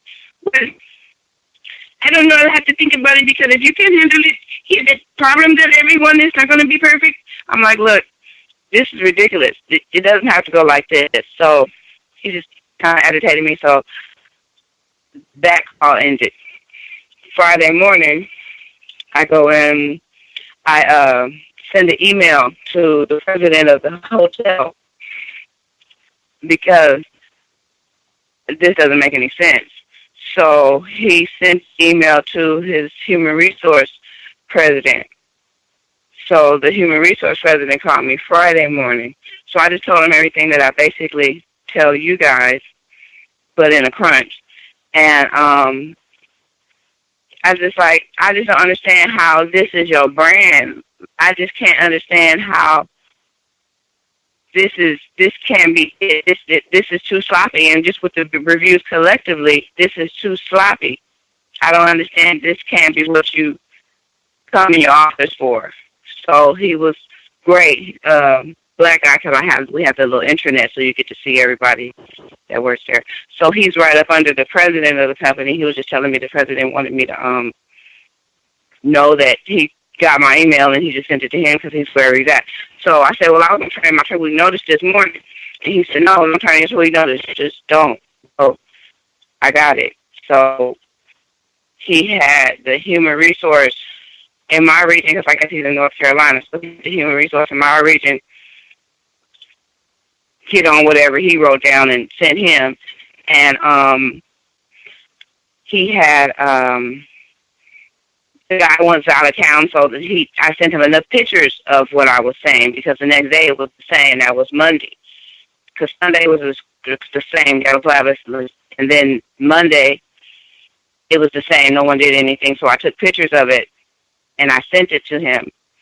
And he said, did the guy call you back? And I said, no. And then the next morning, this guy called me back. So I told him what I wanted. I mean, I need full-time, I need a raise, I need benefits, and I need back pay for working full-time, part-time. So, and I need you to do something with this manager. I don't understand what's going on. So he said, well, let me give it a chance to hear his side, because I have to deal with this, because something has to happen because you called the president. He said, so I guess you reached the right person. So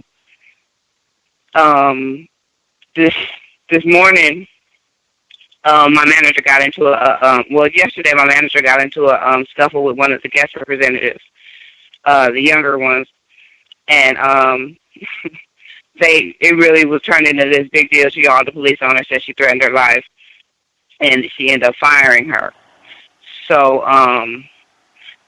the next day, this morning, she relieved me. So the district manager had called in between that and asked me when she comes in, and I said, I don't know, maybe around 7:30 to relieve me. He's like, I didn't get a chance to, talk to you, but I'll talk to you, because he got a phone call from Human Resource.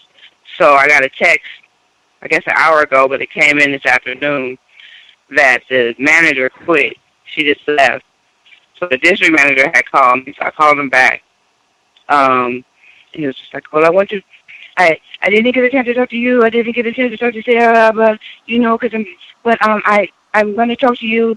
I'm going to come in tonight. Were you working tonight? I said, yeah, I work Monday through Friday.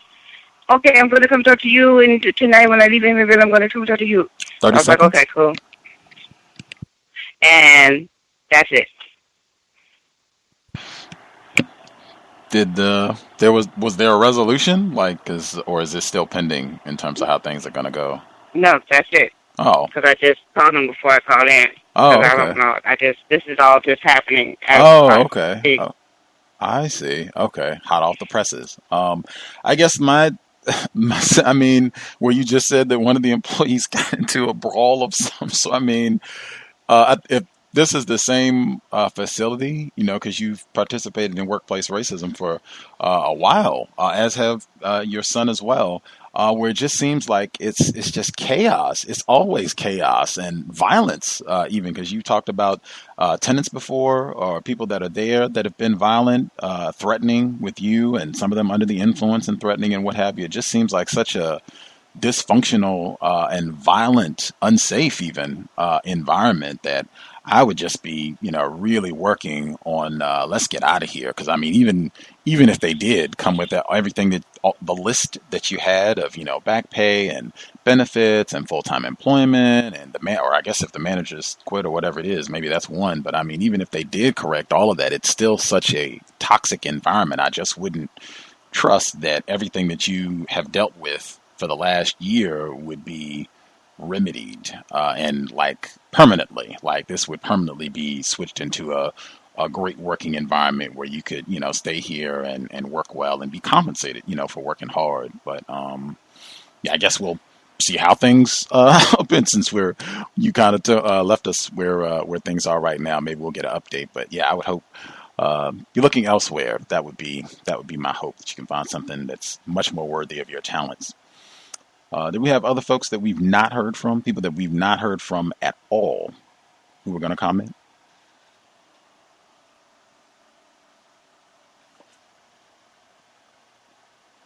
Gus, can I comment on her situation real quick? For sure. Or offer up? Maybe you do this, maybe you don't.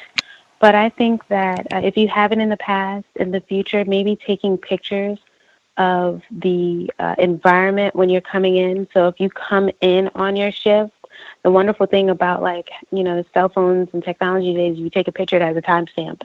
So, I mean, if your shift starts at 11 and you come in at 10:50 or 10:59 and you take a picture of a mountain of dishes, I think that just will help you in the future. If maybe you're already doing it, maybe not. And any of the other things that are supposed to be done, any type of shift work always has, for the most part, at least I think that they have duties and responsibilities that are itemized and outlined.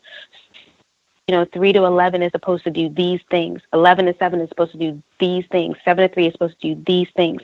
And if those things are not done, taking a picture of them will help to support your case in the future. I agree with Gus. If it's causing so much and it's violent, leave it. But in the meantime, if if you have a difficulty getting a job in the future, it's conducive and constructive to have a trail to say it's really not me. It's not like I'm this bad employee or whatever. This is what I was dealing with. You can present your case with the president. I also think your situation and a lot of other people's situation, I'm sure this thing exists. I've seen it in movies. I want one. I want a pen that you can put to your shirt that is not just a camera, but a voice recorder too, that can record for 13 hours or something like that. And you can charge the battery and just start it on your shift. If nothing major happens, then you can delete it. But if something does, then you can save it. If there's something like that, I think that would be a great investment for us. But thank you. Oh, they got that. They probably got Staples that can do all that right now, or a paperclip that does all that can record for a year and live stream and voice record all that, man. The technology is amazing. I'm looking at one right now. I'm trying to make sure I get a price so that I don't suggest anything that costs $1,000. But this one is a voice recorder, and it's a camera, and it is a pen. It looks like a regular pen. I think it writes like a regular pen. I have to see how much. When they have keychains, apparently they do the same thing. They have pen. Okay, so it's $100. This is not exactly break the bank. That is a bit on the spendy side for a device, but I'm sure they have cheaper. This is just the first one that I saw, but this one, it works and it records in 1080, so that's like HD. I don't know what the voice recording is, but $100 will get you this one. It is the Pen Recorder Pro. And I'm sure they have others that will do, and probably some that are even cheaper than this. So really, really obtainable item.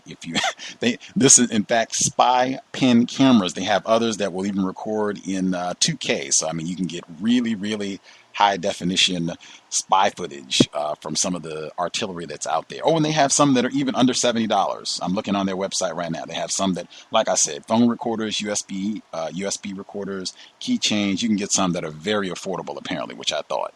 Some of the whites on your job probably got some of these right now.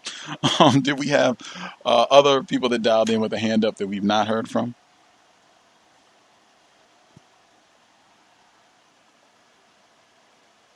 Can I be heard? Yes, sir. I'm sorry, I'm still getting adjusted to the etiquette for the conference. I work at a convenience store in North Carolina, and I'm just looking for a way to detoxify. A lot of the customers, 100% of the population, I would say globally, but especially here, this is what I'm experiencing. I have not met one white person that is at least courteous. I've had a lot of incidents. The worst being I've had one elderly white woman try to use my skin as a talisman for a lottery ticket to give her good fortune. Let me have some of that black luck in a ticket to shake my hand. And it's just a whole bunch of incidents like this that really hunker me down when I leave work. And I keep the stress. And I was wondering if anybody had any suggestions of how to like detoxify. And I'll mute my line. And sorry you're having to deal with that. The great state of North Carolina, Mr. Reed would be proud. My suggestion, while it's warm right now, I would take advantage. Do you live close to the water? I don't know where you are. What part of the state you're in? Are you close to the coast or close to any water? I live in the Piedmont area, the most northern part of North Carolina, basically on the borderline of Virginia. Okay, the great state of Virginia. Well, if you can't get to the water, I would at least try to get outside. You should be able to do that. I would try and go out. If you can do some hiking, take advantage of getting outside, just get some fresh air. I think that's always good, getting some energy, because a lot of times when you get that stress, racists would just say go be sedentary and watch TV. I think it's always great if you can do something where you can burn some calories and release some of that stress in an active manner. I think it's great. I think that's productive for your body. Other things that you can do. I'm a big fan of restorative things. If there is a spa, that's something I did last month to detox from Crystal Tyler. If you have a spa, you can find one of those locally where you don't have to spend an arm and a leg. You can go, again, restorative. That's going to repair something that'll be healthy for your body. Other folks have tips, things that you can do to replenish, restore when you have to deal with all this racist toxins that you have to deal with on the job, things you do to replenish, restore. Hi, Gus. Stacey in the UK. Yeah, I agree. Getting outside is really important, but you can also go online. There are all kinds of YouTube clips that focus on mindfulness and maybe some grounding as in the ground, grounding, if that's how you spell it in America. But yeah, that's just a way of I guess, yeah, it is de-stressing, but it's also bringing you back to the present moment, which I think is something you mentioned earlier on. So taking your mind off what might have happened earlier on that day in the store, or is likely to happen in the future, because sometimes we build up an anticipation of the crap that we're going to deal with, and that becomes stressful in itself. So yeah, I would say definitely getting outside, but also trying to look online for things like mindfulness techniques, which are helpful, and also progressive muscle relaxation as well, particularly if you're going. You can do that at night just before you go to bed, and that'll help you get a proper night's sleep as well. I'll mute my line just in case anybody's got other tips. Great. Other tips for replenishing, things to do to detoxify after you've had a full day of plantation racism?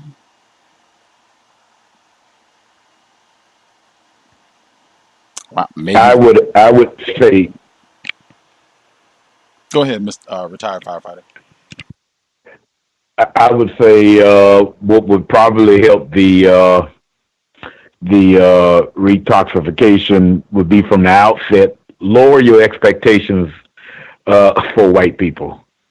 Expect them to treat you in a terrible way or incorrect way.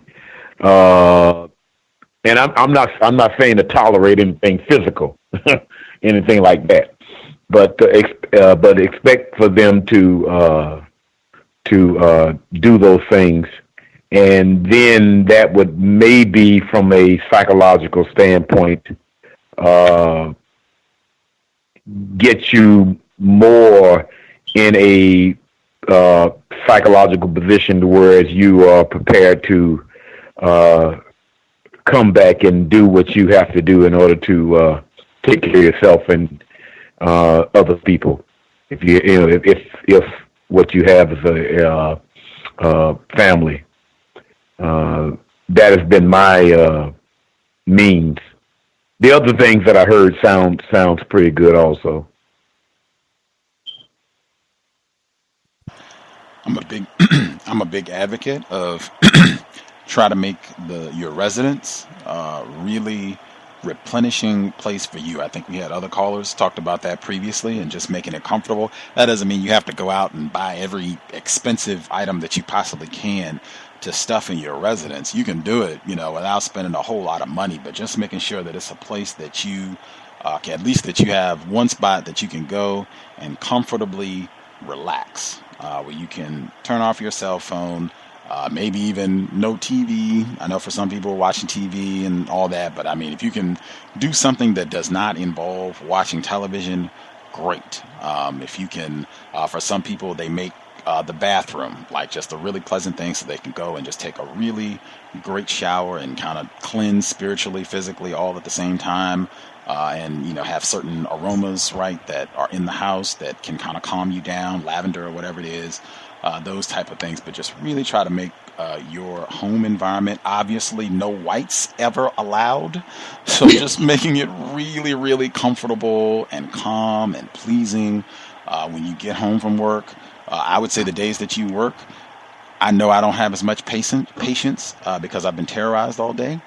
So I'm not going to, if there are non-white people that are more difficult for me to deal with, like they engage in name calling or whatever it is, I will probably not see them. I have to wait and catch them on a day when I don't work. I'll have more patience, more black self-respect. Just things like that, so that you can immediately go into detoxify mode. Once you leave the job, you get home, boom, I'm going right into cleansing. That's why I have on my Amazon wish list a massager. Exactly why. So that you could just go home. I will do my shower or whatever it is. I'll go spend some time on my massager. I'll do some yoga or meditate for a moment and relax. We have other tips on detoxifying?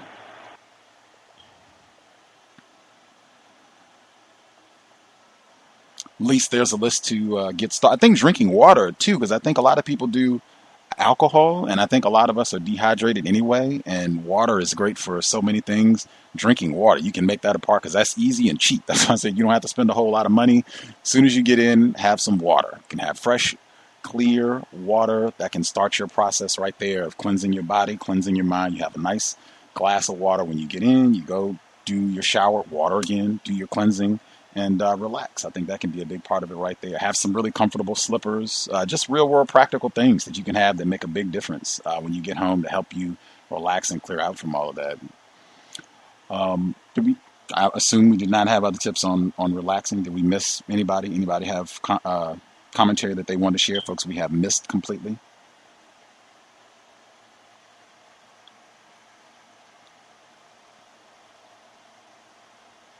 Can I be heard? Yes, sir. Yes, thank you very much, sir. Greetings to Gus, the host, the listeners and callers. I had a few incidents or just some stories to share. The first was actually this happened today. There was this, my coworker, apparently she received her promotion today. Where everybody in the area was told to gather around by one of the powerful white people. And, I didn't know what was going on. So I guess we just posed to take a picture, to celebrate this person's promotion. And what I noticed is that the black female says she don't take any pictures. So she just stood to the side like she's the supervisor of our area. So, the rest of us just took a picture. So what I noticed was the reason why I'm sharing this particular incident is the language that was used, and the newest white person that was in an apartment, she said verbatim, she is such a good leader, to compliment her on her new promotion. And the person that this was said to, she said, "Oh no, blank as our leader, like, the black female. And that's what I found fascinating. She said that, the younger, white employee was a great leader. So she, I guess, somewhat rejected that.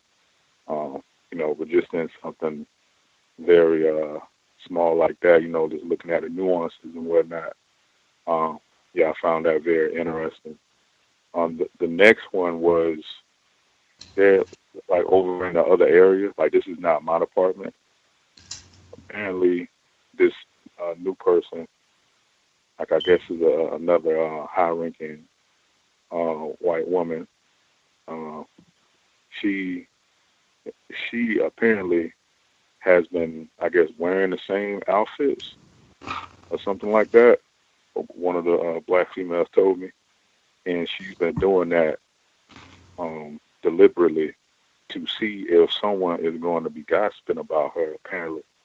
So now, let me repeat that, she's wearing the same outfits to work, I guess, like every week on a weekly basis, I guess, to see if some gossip is generated by the other women or females there. So I'm thinking, it can't be just general gossip. She has to be targeting or specifically waiting for a particular person's gossip. And I think that person is a non-white person. But, I can't prove it. That's just the conclusion I came to.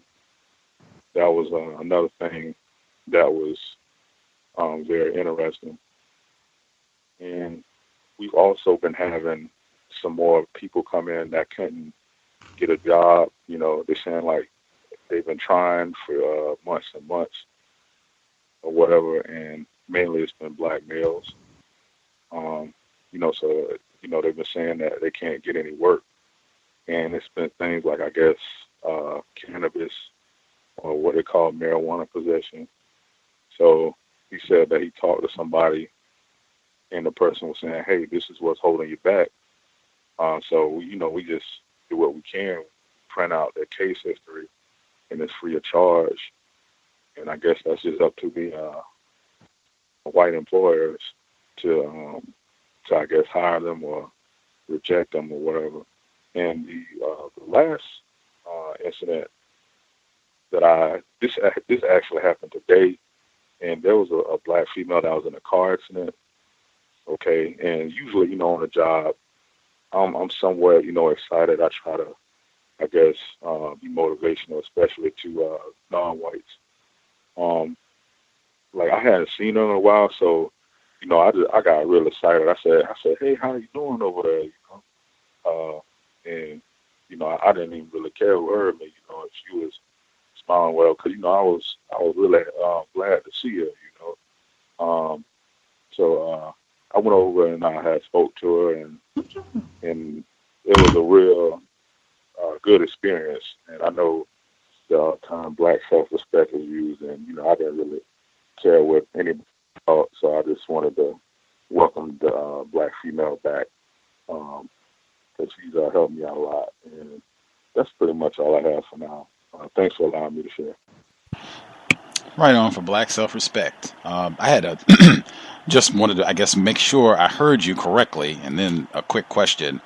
So I wanted to make sure that I heard correctly that cannabis possession and or use was stopping a lot of black males from getting employment. Did I hear that correctly?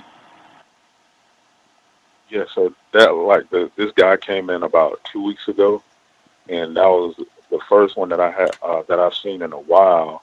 But I have noticed the trend of that, that charge being linked to black males, or sometimes black females, black people in general, having that on their record, and really, like, a lot of times nothing else coming up, and they would say that would be the thing that supposedly is preventing them from obtaining some type of employment. And they were looking real depressed and down, pretty much. So that was what I had noticed. My suspicion, that'll be a part of the ploy when they say legalize it in other places, like Washington State where I am. I don't think that's going to correct that problem at all. It'll just be another excuse as to why you don't get the job or promotion or whatever it is. The other question, this white woman who was going around wearing the same outfit or whatever, wearing the same clothes, doing it deliberately to get gossip and rumors started. And you said that you concluded, or your hypothesis is that she's trying specifically to see if a non-white person begins this gossip about her wearing the same clothes. Why did you speculate that she's waiting on a non-white person to get in on this gossip? Well, one of the reasons is that recently I think I shared this maybe a week or two ago, and there was this non-white person, well, she's also non-black in terms of the classifications. She told me that she was taken off of her, I guess, title or whatever. She said she was dismissed from her department and forcefully moved to another area. And remember, like what I said about the black male and how I was always seeing him looking real stressed out. Like he had to go and see this female and another white male in her office, I guess, about his employees, I guess, so-called lack of work ethic or whatnot.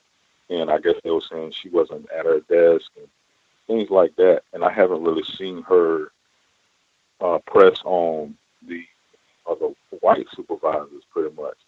So my suspicion would be she would be targeting or focusing on someone or maybe a group of people who aren't white. And another reason is that I guess the so-called assistant supervisors, they are overwhelmingly black or non-white. So that seems to be where I think her focus is going with this thing of wearing the same outfits over and over, because the black female mentioned to me that another black female said, "Oh, do you want me to go tell the lady name or whatever?" So I was just very not really shocked, but I never had heard of somebody doing that intentionally. And my mom said she's seen the same person to her building wearing the same clothing. I mean, the same jewelry and everything, pretty much. So I'm believing she has other clothing, but she, from my understanding and from what I've been told, she's doing it on purpose. And I just think that it's a racist intent behind it. Wowee. Florida. All I can say with Mr. Fuller, when he says that whites are the most familiar mystery, insert that as exhibit, 1050. like I don't know. Number one, I don't know, how whomever concluded that this person was doing this deliberately to get gossip started. Like, I don't know if she confided that to someone or if they've seen this before. Like, I don't know how they came to that conclusion. But I mean, if that is the case, like, wow. I mean, that's in terms of both what Mr. Fuller said and just what I've said consistently in terms of white women being dangerous, white people in general. They are not stupid. Like, that is extremely conniving to sit around and say, I'm going to do this to see if I can somehow provoke. And particularly if she's targeting other black employees to see if I can provoke them into gossiping about me. And then once they do that, I will get to go and play the victim and say, oh, the niggers, they're talking bad about me and teasing me about my clothes. They're clean. I just wear the same outfit. I'm poor and beggar. I don't have any money and I can't afford a lot of bling bling and blah, blah, blah, and potentially get somebody fired. I mean, if that's what's happening, if that is the case, man, that goes to what I said before about no gossiping. I said that should just be a part of we should be known for that. I don't participate. I don't laugh. I don't want to hear if you have any gossip to share. I am here to be serious and get work done. That would take care of that, period. They would, if that charge even came up, everybody in the room should be like, oh man, we know that is baloney. Ted doesn't gossip about anything. Like, that is meeting adjourned. That's the way that you want it to be, just because you have that sort of reputation about being serious and what you do, what your concerns are on the job. Wow, definitely give us the update and let us know, we get a conclusion or how that evolves with this conniving white woman, if that's the case. Stacy, were you going to give us the update on your situation? Hi, Gus. Yes, ma'am. Yeah, I mean, I haven't, I haven't got much of an update on some of the sort of bullying and stuff that's been going on, because I've deliberately taken the time to get my head in the right space, and plus I think I mentioned a couple of weeks ago that I'd been moved to another team, but in doing so, HR did want me to progress the documentation for the grievance, but actually, when you move to a new team, they've also got an incredible amount of work that they want you to take on. My new team has some really tight deadlines that they're working to. So that in itself is a good opportunity for me to build up experience working on other projects where people are not trying to block me and undermine me. But it means I've got to do a good job. So there's only so much my head can take at any one moment in time. So for the last couple of weeks, I've actually had to focus on those projects. And I've got my plans signed off this week, so that's working out well. So as of next week, I will have to, or probably this weekend, I will have to start focusing on the sort of grievance and the paperwork there. But it's been interesting because there are people who are asking questions about me in terms of, just the organisations and how they gossip anyway, and how people are just really nosy. And I guess it's something for people to talk about out of the everyday stuff that they talk about and the nonsense. So I had somebody who is as far as I'm concerned, confirmed racist, try and stop me as I came into the building. We do not talk, so it's not common for us to have lots of conversations. And I had my headphones on actually, and she waited and interrupted me and asked me, "Oh, have you disappeared?" And this was early in the morning, and I wasn't in the mood to entertain her. So I said, "Well, clearly I haven't, because you're speaking to me." And then, she says, "Oh well, have you got another job?" And I said, "No." And then I just decided to get in the lift and go downstairs as opposed to upstairs, which was where my new sort of desk is based, just to get away from her.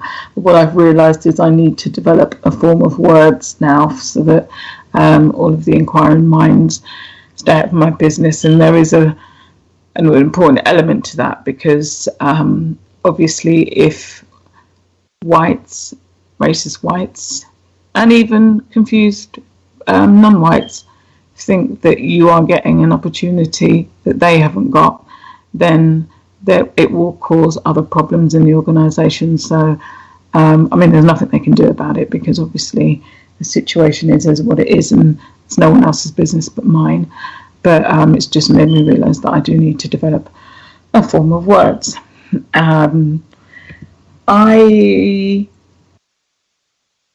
There's quite a few things I wanted to run through actually, but I will touch on something which happened today, and it's at the end of last week, and it is there's a black male who's in the new team that I'm in, and we're at the desk. Probably must have been in the morning on Friday, and I did actually have my headphones on. I was listening to Neely Fuller, and I was changing the YouTube clips, and so I actually wasn't listening into the conversation, but because I was midway into changing YouTube clips, I overheard there was a white female she came across. Now this is a a black male who's married, who's clearly married, he has his wedding ring on. She came over, and on Friday people tend to dress down, or they're not dressed in their sort of formal work clothes. But she came across, and they were sat opposite me, and she said to him, I heard, I can't remember, I didn't hear the beginning of the conversation, but then she said, I get all dressed up for you, and you don't pay any attention to me. And I decided not to obviously press the fullest clip. I thought I need to listen to this, so I kept the headphones in, but I just let this conversation go on, and I kept my eyes focused on my work. And she they were whispering from time to time, so there were certain bits I couldn't hear, but just trying to entice him. And at one point she even said to him, "Oh, let me just pull my knickers out of my behind." And I just thought, oh my God, what the hell am I listening to here? And I heard my name being mentioned, but I kept my eyes down like I couldn't hear a thing. And then she whispered to him, and then later on that afternoon she came back and they left together. And God knows, and she'd gone and dolled herself up again in between. It was just really gross. So that was a bit of trauma at the end of last week.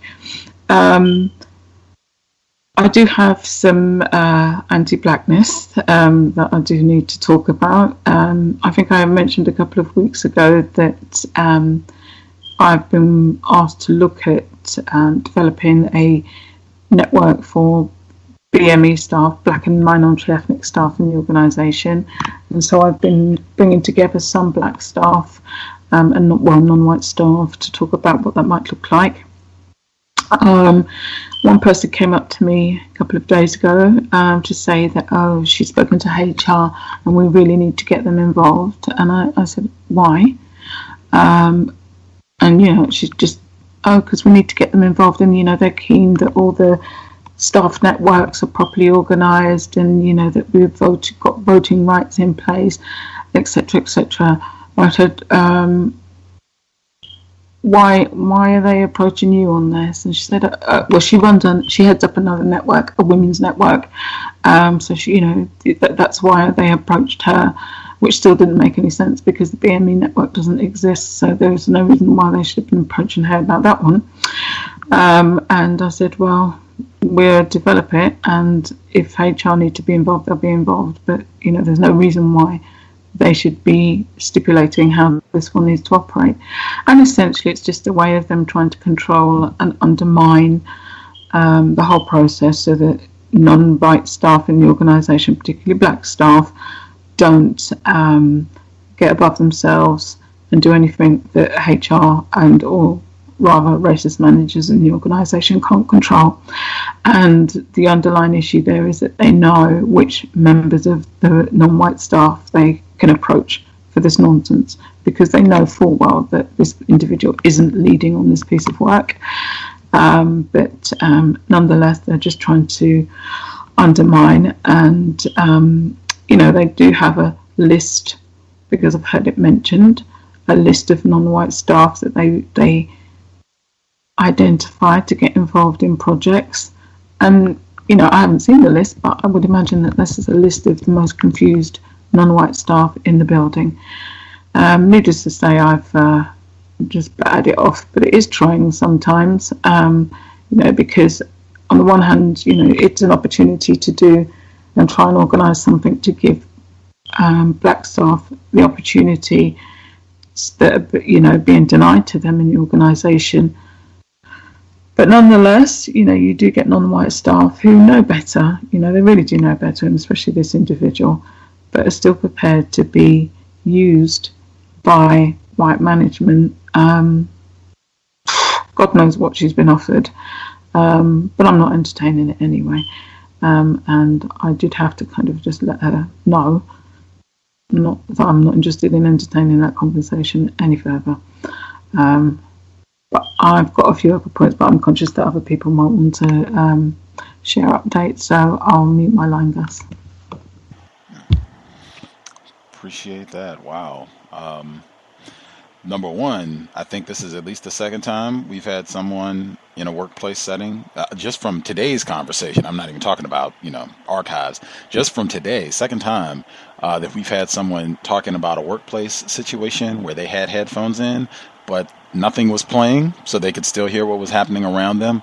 I think that is a great practice where you can just be there, or even if you are listening, but the music is not up very loud. You can still hear, but you can also hear what's happening around you. I just think that's a great practice because it can be dangerous to be in a system of racism, white supremacy anywhere, grocery store, job, any place, and have headphones in where you have minimized, decreased your ability to hear what's happening around you. You never know. Someone might yell nigger and then they're swinging at you and you miss the auditory cue that, whoa, I need to duck. What's happening here? So definitely in the workplace, should never be a time where your music or whatever is up so loud if you have headphones on that you can't hear what's happening around you.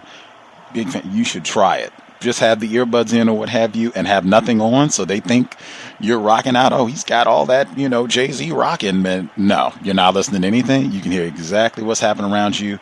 You never know what might be said. And the situation, even though it wasn't June herself, and again, she's in London. This is the other side of the world, so you get to see the patterns. That situation where the race soldier, the female, went to sexually lure the black male, that type of situation, I would just get up and leave immediately. Anytime it even sounds like it, that would be in my workplace diary for the day. I would go to the restroom, wherever I needed to go, immediately. I think Thomas had talked about that before. Like, it's not going to be any dialogue. It's not going to be any, trying to, I'm concerned. I don't want her to think that I'm brushing her. Yes, I'm brushing you off. This is done. It's nothing to talk about, and that's what it's going to be every time to make sure you never get the thought of coming over here and hanging out again. We have other folks who dialed in. I'm trying to make sure we don't miss folks. The caller 2229. Did you have commentary? 2229. Yes. Greetings, Gus. This is the caller calling from Houston. Your volume is very low. Could you speak up? Yeah, can you hear me better now? So it's still a little low. If you could speak up, I can hear you. Just if you could, a little bit more volume would be helpful. How about now? Good, that's better. Any better? Yes, sir. Okay. Yeah, this is my second time calling in. I'm a caller calling from Houston, Texas. I called in a couple of weeks ago about workplace racism and how the white girl and I graduated at the same time and we got different promotions. And I just wanted to share a few observations that took place this week on the plantation. This took place with a black male victim of racism, an older gentleman. Nice. So what he did is he invited me to a prayer breakfast. And at first, I don't do religion or anything like that. And so I was conflicted. Well, should I go or should I not go? And part of it because my code at work is not to share any type of information. I'm not trying to educate whites on how smart I am. And this non-white victim, he talks to a lot of white people. So in the end, I did decide to go. And I decided I was just going to listen and, maybe see if I could add anything constructive or something to jot his mind and make him think. He also invited a suspected racist to this prayer breakfast. So going through all of this, the prayer breakfast, eventually what happened is he actually gave me a book. I think it's Charles Stanley. And it's like daily prayers or something like that. But I just decided, this victim, he's very confused. I'm not going to reach him, so I didn't want to ask any challenging questions or anything like that. And so I just really, I guess, took the road to black self-respect to not make an issue out of it and just try to, jog his mind, make him think about something when I had the chance. The second thing I want to share is Bring Your Child to Work Day today. I didn't participate in that. I think that is a bad idea for victims of racism to bring their children to the workspace. I would suspect probably potential racists would see your children as potential people that they could lock up in the future. Some black people did participate in that. I didn't. I think the less that racists know about you at work, the better. I think they already know a lot about you anyway. So that's just part of my code as well. And I guess the other thing that I would share is that, and this was today, suspected racist said that her neighborhood was turning ghetto. You know, so she evidently just bought a house in a neighborhood, and so she used that word. So I didn't have any response to that. She said it in the presence of another suspected racist white female, and that's really all I want to share for this time, for this go around. I appreciate y'all listening. Thank you for sharing. Pending on my mood, and if I felt I could pull it off with the total just innocence, just trying to understand if she had said that in my presence, that her neighborhood was turning ghetto. Oh man, Sue, what do you mean? Like, not offended, not upset, just, oh, what's going on? What's happening? Like, and just have her break it down. That's an excellent suggestion. Just curiosity. Mm-hmm. Mm-hmm. Yeah, I think I may take that route next time. Just put it that, because some days I am less interested in chatting voluntarily. So some days I would do the same thing, just and keep it moving. Nothing need be said. But if I was interested, I might throw it out as a question potentially. I guess just what was the first situation before you got to that? It was one of the comments I was going to make. It was bring your child to work. Yeah. Day. Did you get any flack? Did you get any flack for not participating? Anyone fuss at you? No. Well, what I normally do is I never say that I'm not gonna participate. Like if it's potluck or something, I'm like, oh wow, where's everybody bringing? But I just don't go. So I never put it out there that I'm not going. If they say Merry Christmas, I'm Merry Christmas. We don't celebrate Christmas. But I just try not to give up any information like that. But no, because I normally just play it back to work. Oh, I got a major call at that time, and was it good, or they had something else to do. So I just made an excuse. I didn't give a reason as to why I didn't bring them. I just said, oh, they were doing something else. Awesome. I think that's a great bit of code right there in terms of never saying that you're not participating. I know some people are, I think Mr. Edward Williams, counter-racism.com, is just about being flagrant, make it specific. No, I'm not going, and I think some of our other people like that as well. I also can see the value of that, where you've never flagrantly turned anyone down, but you just don't participate. Like, that's outstanding. And I definitely think that's great. I've said that before too, about the not having photos up. In my opinion, the less information race soldiers have about your family and you specifically, the less information, the better. They do not need to meet on and, have an opportunity to fondle your children on the job. That's, ridiculous on all accounts, but great codification. Do we have other folks anybody that we missed, anybody dialed in more recently that we did not get to hear from at all? We get everybody? Grand. Other folks have commentary, any other input they wanted to make sure they got in based on what folks have shared throughout the broadcast. You can feel free as well.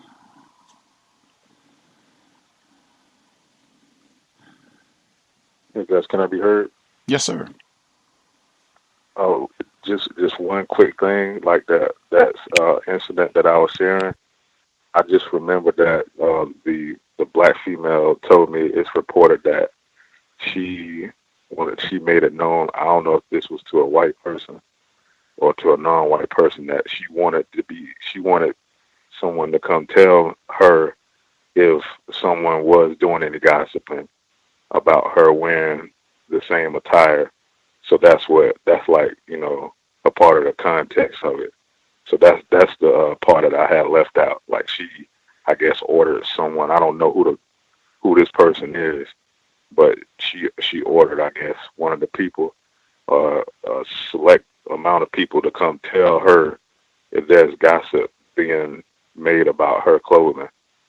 so I guess she could, I guess, wield her power over them. So yeah, that's the part I left out. Wow. Or see, now that does make it easier, that portion, in terms of, oh, okay, this is why I would conclude that she's doing this, trying to get someone in trouble for, talking bad about her wearing the same clothes every day. Wow, that's all I can say. Wow, I mean, that is Machiavellian, in my opinion. Like, and you've incorporated other people into the scheme. Like, I can't even, I'm having a difficult time even wrapping my mind. When Mr. Fuller and other people I know have used that phrase, racist man, racist woman, racist child, they burn midnight oil thinking about how they're going to abuse black people. What else can you say? I mean, it is kind of funny to me, but I mean, that is serious, because you could get fired. Imagine that you come in and, oh, look at Helen. She's been wearing the same thing. Ha, ha, ha. And you go about your day, and the next thing you know, you get called in. We got a report that you were talking bad about one of our employees here. We just can't tolerate that. I mean, again, be known for being serious on the job. I don't talk about anything but work-related material. I have nothing to say about anybody, what they have on, what they did this weekend, what their hair looks like, who they're dating, their children, nothing. We are about work, and that's that. Get that reputation from, I wouldn't even say day one, get that reputation from the time you go in, from the interview to the last day that you work there, whenever that day is. Thank you for that other piece of information, because that was important. Other folks that dialed in, if you had comment, I think we got everybody that dialed in with a hand up. Did other folks have commentary they wanted to share, suggestions? Hi, Gus. Stacy in the UK, still hanging with us. 3:16 a.m. Friday morning. That's precise. Just on the spying, I recall, the team that I've just left, there was one male in that team who used to make it his business to pry into my personal life. Obviously a racist suspect. And he would take use all manner of methods to, try and find out information, from looking at what's on my desk, to just making up stories. So once to be honest with you, I didn't even realise that I was being so-called secretive. I just never used to discuss my business anyway, particularly with people who I don't know. And I guess it was a code that I didn't even really think about. It's just not what I did. And I remember him, after a while, sort of making comments or letting me know that if I ever revealed anything, which for me would have been insignificant, he'd make comments like, "Oh, that's the second thing I found out about you in the X number of years that we've been working." And sort of getting to number 5 on his list of things that he knows about my personal life. And so I used to sort of manage it by saying, "Oh, well, I'm going to make you my official biographer," or, "You should go and get a job for MI5," because I realised after a point that clearly he was spying on me. And once he made up this elaborate story about, so he was doing a master's at university, and he made up this elaborate story about a young woman in the class who he'd taken a shine to, but apparently she wasn't interested in him. He's a lot older than her. So it was, on the surface, a really intimate story that he was telling me. And I could tell he was, as far as I know, it wasn't true. But even if there was some truth to it, I'm sure it was being exaggerated as a way of gaining my confidence and, encouraging me to then confide my personal life to him. So, I just used to let him speak and then say, "Oh, well, good luck with how that goes." But, they employ a number of different tactics to find out about your personal life. And I remember there was another white female who's now left the organisation. She was in the team, and it was probably a couple of days before she left. The racist suspect male, he and I used to joke around from time to time. And when I say joke, literally, he would, if you sent me an email, he may say something which was actually quite funny, and so I might laugh, because it wasn't all hostile, but nothing to say I was being very, very uncodified. But the times when he used to just get on my nerves and just be prying way too much, so I just used to shut him down by just not responding.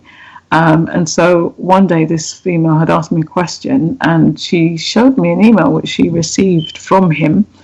And on that email, he'd emailed me, because he was working from home that day, he'd emailed me a joke, and I hadn't responded yet. And there was no reason for him to be sharing this information with her. And it was nothing. Why would you need to share that he'd sent me a joke? And then it just made me realize just how much information is being shared about you, even information which is on all by all accounts irrelevant. But they're sending emails about you while you're in the office. So I'm just sharing that because hopefully it's just useful for people, because you're always being watched. I'll make my line, Gus. Context of white supremacy, absolutely. So I said, in the workplace, you should just assume, I think someone mentioned that last week, racists, they have all the cameras and man, you talking about spy pens. As I said, some of your white co-workers probably have some of the best spy gadgetry you can get.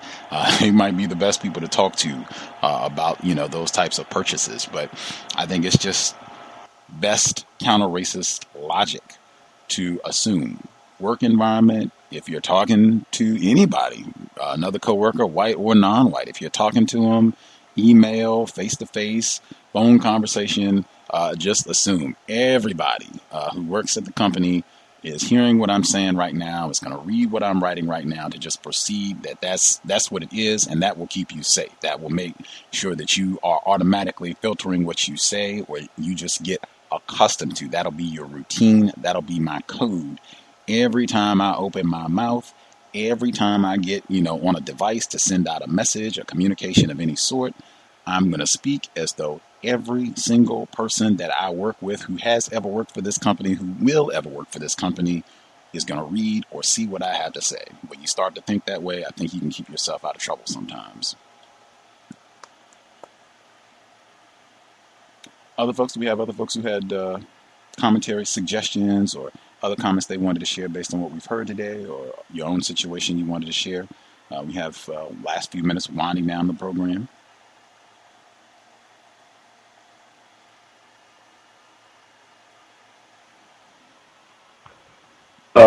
I was at football practice this afternoon, and it was a brief discussion on Colin Kaepernick, and I thought was interesting. But I thought about it personally, and my thoughts at the time was, although he is doing something that one can say is very courageous, as far as a more long-term time in the National Football League, I don't think that's going to take place. He may get employed on a team this year because of the needs at his position, but I don't think it's going to be a comfortable aspect ever in his furthering his career, no matter how long it lasts. And the good thing about it, surprisingly, is that I think he's aware of that. I don't think he's not. I don't think he's not surprised about that. Anything from everything I've heard of him saying and commenting and doing, it gives me the idea that that young person is very much aware of the risk that he took and is willing to basically carry out what he set out to do. I could be wrong, but I just don't think that he would rescind somewhat on any offer to not continue to do what he's doing, unless I've been mistaken. Just my some thoughts on it. Although I just heard that Miami lost their quarterback, so they're going to be in dire needs, and it's therefore, as far as employment is concerned, it's possible that they may even ask for him. Sometimes, in that particular profession, they would basically settle for something that they wouldn't necessarily prefer, just for the idea of having someone in that spot. But I don't think he's going to have any level of comfort. Although I would say most of us don't anyway on any job, but his situation is certainly going to be a lot more traumatic than a lot of people. Just some thoughts. Yeah, I would agree. I definitely any of the non-white people, particularly black people, who exit football early, I can't say that I'm too upset. Save your brain cells, save your body. If he reaches 50 and can still walk without a cane and a walker, outstanding. They will have saved him a little bit of vitality for his later years in life, and it's certainly not the sport that is kindest on your body or physiology. Again, last few moments as we are ticking down Context of White Supremacy. If you have a few things you want to share, workplace racism, if you have your own commentary, or if you have thoughts, suggestions based on what has been shared thus far, the number again, 641-715-3640, the code 564-943 £. Press *6 if you would like to participate. Caller at 7720. If you had commentary you wanted to share, your line should be open. Good evening, Gus. The callers, the listeners. This is The Voice. I just wanted to, comment following up on the firefighter about Colin Kaepernick. What I noticed is that as soon as Tannehill went down, they had reports that he tore his leg for the whole season. And then shortly after all the talks about Colin most likely coming to the Dolphins, it seems like they changed the reports and said that he'll be wearing a knee brace. And one thing I noticed is that even with Flacco stating about how he didn't want Colin Kaepernick coming up to Baltimore, even in the workforce ourselves, I've seen it before in my past job, is whenever they have a moment where a black person can fill in for a white person's position, whether they're out sick or just on vacation or whatever the case may be, they try to do things to sabotage that black person or make it seem like that black person isn't capable of doing the exact job. But sometimes when we get that position, 9 times out of 10, we overshine past what they do and make them look like they really not doing what they're supposed to do. And I think I've noticed that whites always push back anytime that blacks are in a position to fill their job, even if it's temporarily, because they're afraid that we'll take over on a permanent level. And that's all I wanted to say. You my line. Thanks.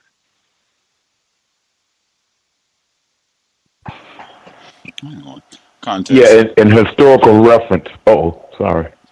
Go ahead, retired firefighter. Although it's probably our last. I was just going to say in historical reference, John Carlos and Tommy Smith went through about, and they were quote unquote just amateur athletes, and it was just that one instance with the Olympic Games in '68. But they went about about 30 or 40 years, something maybe something like 30 years before they had some sort of stable like employment.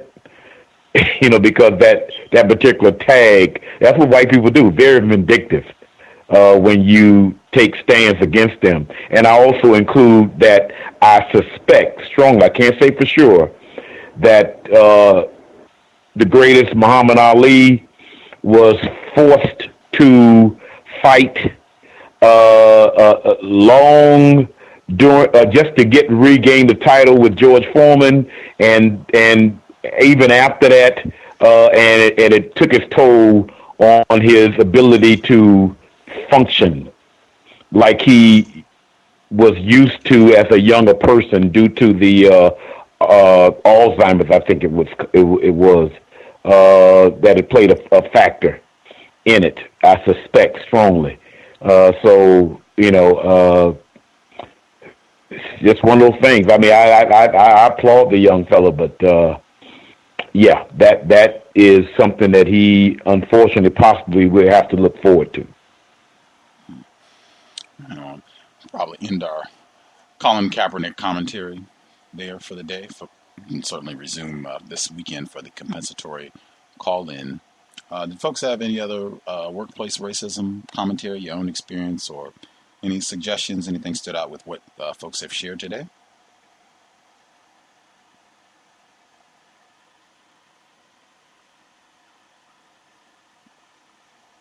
Folks are waiting the image that was with the Facebook event for workplace racism in St. Louis. A white police officer settled a discrimination suit with the police department in St. Louis, of all places, where he said, and this is in the article, he had a federal lawsuit where he filed against St. Louis, where he claimed that police officials promoted a less qualified black officer to lieutenant colonel, and he got an undisclosed. I think he got a settlement out of court before it actually went to court, and I've seen quite a few other cases. In fact, I think Donald Trump just yesterday, it was on the front page of the New York Times, where they said they were investigating, I think they called it bias, anti-white bias in college admissions, as though somehow white students are being denied opportunities to go to school, and this white officer was passed over for a promotion. You will probably be more of these types of suits over the next, I don't know, a few years or so. I don't see any evidence that it's going to slow down. In addition, I've even seen some of these suits where white people have said, well, I think the non-white people on my job are being racist against me. They're, saying things that they don't like white people, and it's caused me stress. Same principle. I would really make sure that you have a reputation. I don't say anything about anybody on the job. I don't do any gossip. I don't talk bad about anybody. I am professional, sir, ma'am, calling people Mr. Johnson, Mrs. Jones, whatever, their name happens to be. I don't call people nicknames. Just get a reputation for that, because I easily could see things being all kinds of hectic and chaotic on the job, with all types of accusations and the technology and everything, just it being even more stressful moving forward. So that's one way you can minimize. I totally eliminate all of the foolishness I can control. I don't do any of that name calling, gossip, and none of that. That's one easy way that you can remove yourself from a lot of problems. Any final comments before we wrap things up for the week? Anything else folks want to make sure they get in? Can I ask you a question real quick? Absolutely. About does anybody know any updates on Puff Daddy? P. Diddy was getting sued by the 5 white workers. You remember that case? Did anybody get an update on that? I definitely do not keep up with the life and times of Sean P. Diddy Combs. Oh, I'm sorry. No, because I know that he had five white workers that worked for him, and then they filed a lawsuit, but I didn't hear anything after that about it for workplace racism, so I didn't know. I thought you guys had an update. No apology necessary. I just didn't know about the lawsuit, I guess, for what I don't know anything about it. I can't even comment or lean in. I have no idea. As I said, I'm very ignorant about the life and times of P. Diddy. All right, thank you. Appreciate it. Mm-hmm. Gus? Yes, ma'am. Can I have a question. Advice, just on the points you were making about... sorry, I didn't have my line muted, so I hope I wasn't making too much noise in the background. I didn't realise. Yeah, just on not, or having a reputation for not gossiping, I guess, or just being codified. I mentioned earlier on that there's this BME network that we are looking at, and that there is a non-white female who I believe HR have been trying to get her to I'm not quite sure if it's quite undermine the process, but certainly control it. And I did have a conversation with her the day before yesterday and asked her not to, basically said her HR do not need to be directly involved in this. And to be honest, I wasn't feeling too well, so it wasn't a conversation where I was particularly entertaining the foolishness. So I was just straight to the point with her. And I was surprised because yet today when I checked my email, she had sent me a link to a article about the role of white women in tackling gender discrimination, but it was specifically entitled, can't quite remember the exact wording, but white women need to do more to fight the gender pay gap for black women, or something like that. Now, I have never had that conversation with her about white women specifically and what they do or do not do to support the needs of black women in the workplace. Have we had conversations about racism before? Yes, but not specifically a conversation about it all being about white women. And what really annoyed me is, she has started to spam my inbox with all kinds of stuff, and that in itself is slightly irritating me. But apart from the fact that the conversation that I had with her, I was surprised that she would therefore even fill up my inbox with anything else. But to send that kind of email to me, it just goes back to the point you were making earlier on about assume that people are spying on you, and that even electronic correspondence will be tracked. So it's not the first time necessarily that she's had conversations in an open plan office where I've tried to mouth to her that she needs to be quiet.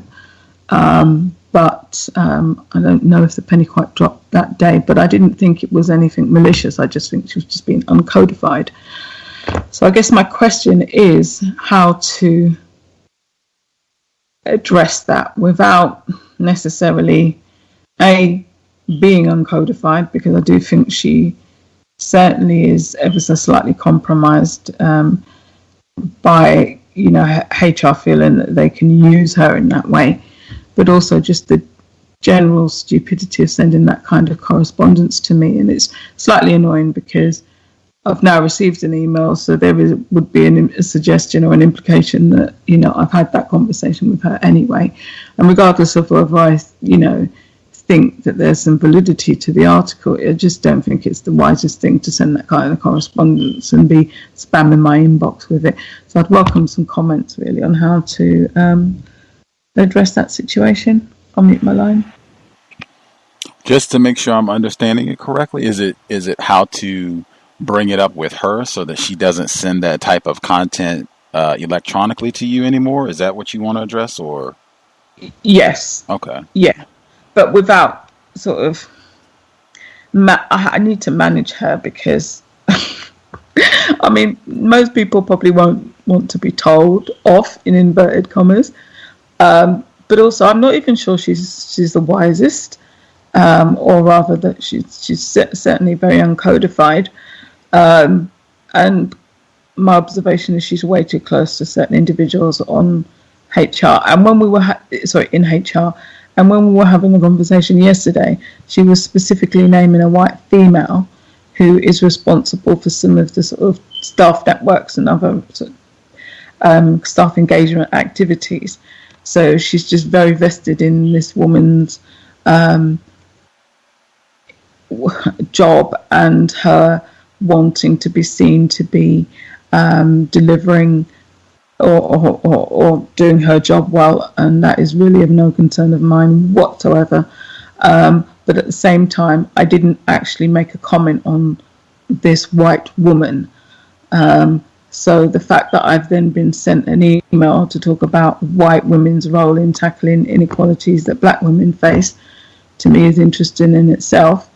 But yeah, my question is specifically around how to address that issue with the black female about sending that kind of correspondence and just generally being uncodified. I see. At least my experience, I probably wouldn't address her being uncodified per se, or certainly not. That could be a down the road thing, if at all.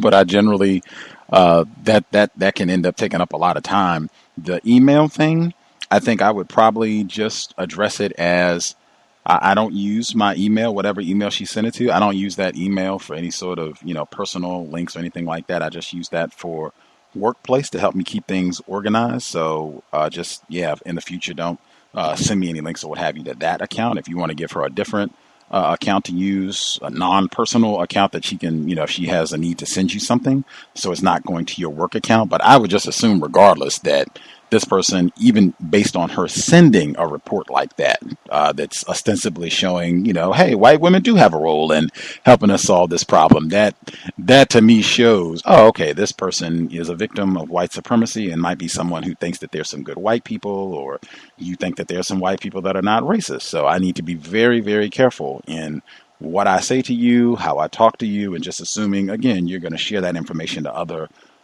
anybody, other white people, other non-white people. I would just have that assumed when I speak with you. But I would just tell her, please don't send anything like that to my work address. Just for organizational purposes, I don't send any links or anything that's not affiliated with my job to that email account. That way hopefully that will minimize it striking her as like a red flag issue, because it was that content specifically that it's just, oh, this is how she organizes her emails, and keep it going from there, if that makes sense. Did other folks have suggestions on how to deal with this? This black female employee sending this email to Stacy, and Stacy thinks she might be racists might be using this non-white person to, spy on and report back to about what Stacy's been up to. Any other suggestions on how you would at least get the emails stopped?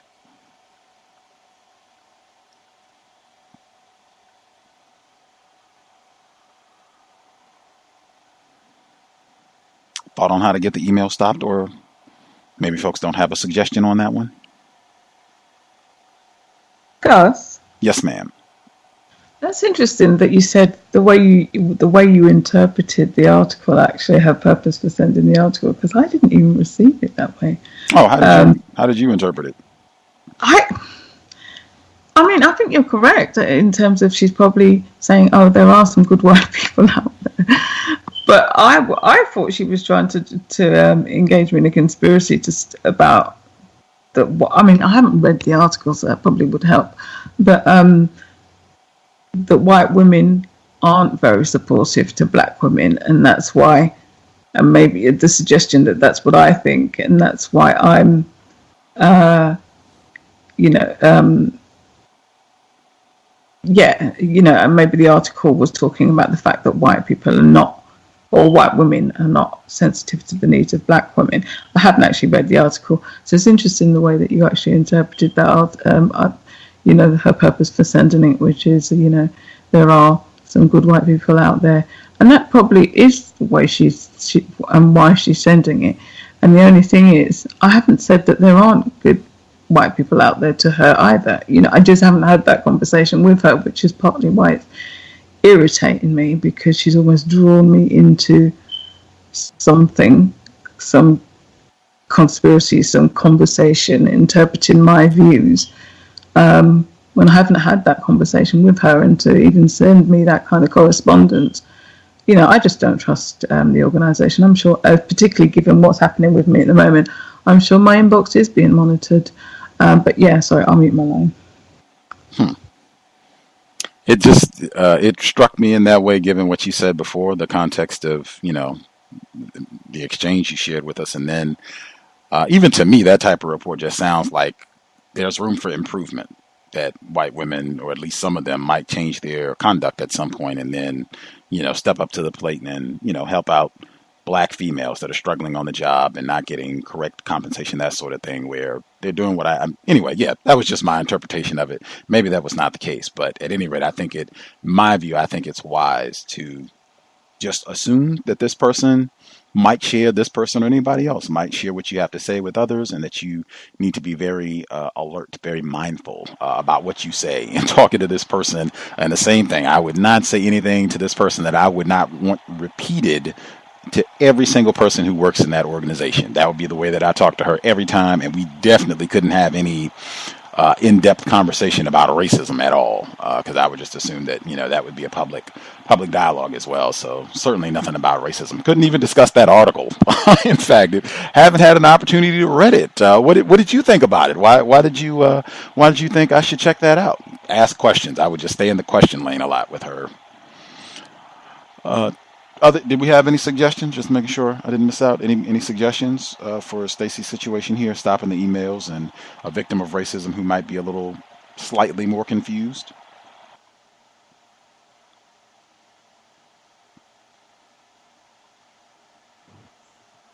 Assume they don't have a suggestion for the moment. If you hear the archive and you want to write in a suggestion, I can pass it along to Stacey via email, or we can just read it on the program next week. But if you listen and want to write one in terms of stopping those emails, I think that's just neat and tidy to just say, hey, I don't do anything that's not related to my job. If you cannot send it to that account, just people clutter and send spam and forwards and all kinds of nonsense. I just had to put a rule on it because it's gotten out of control. So you can send it to a different account. That would be great. My thought, if other folks have a suggestion, feel free to write it in. We'll be here tomorrow. France Fanon, Wretched of the Earth. Basically, this will be number 1. We were here last week. We did the preface, which took up all of the study session last week. So this is the first time we will get the actual words of France Fanon tomorrow, 8 p.m. Eastern, 5 p.m. Pacific, 1 a.m. for folks in the UK, if you want to tune in. Saturday, compensatory call in, 9 p.m. Eastern, 8 p.m. Central, 6 p.m. Pacific. We'll catch up on what's gone down over the last 7 days. More technology with CRISPR. Man, wish Dr. Welsing was here to share a view on the white medical breakthroughs of the summer of 2017. But we'll be here this weekend. And Joseph Gibson will be with us this coming Tuesday. He has a new book that just came out. He is an author and an educator. He has a new book out on teaching Black children. He'll be with us Tuesday evening, 8 p.m. Eastern, 5 p.m. Pacific. If you have a problem finding something in the archives, if you have a guest suggestion, if you have a suggestion you want to write in, or just commentary for workplace racism, drop an email, untiljustice@gmail.com, untiljustice@gmail.com.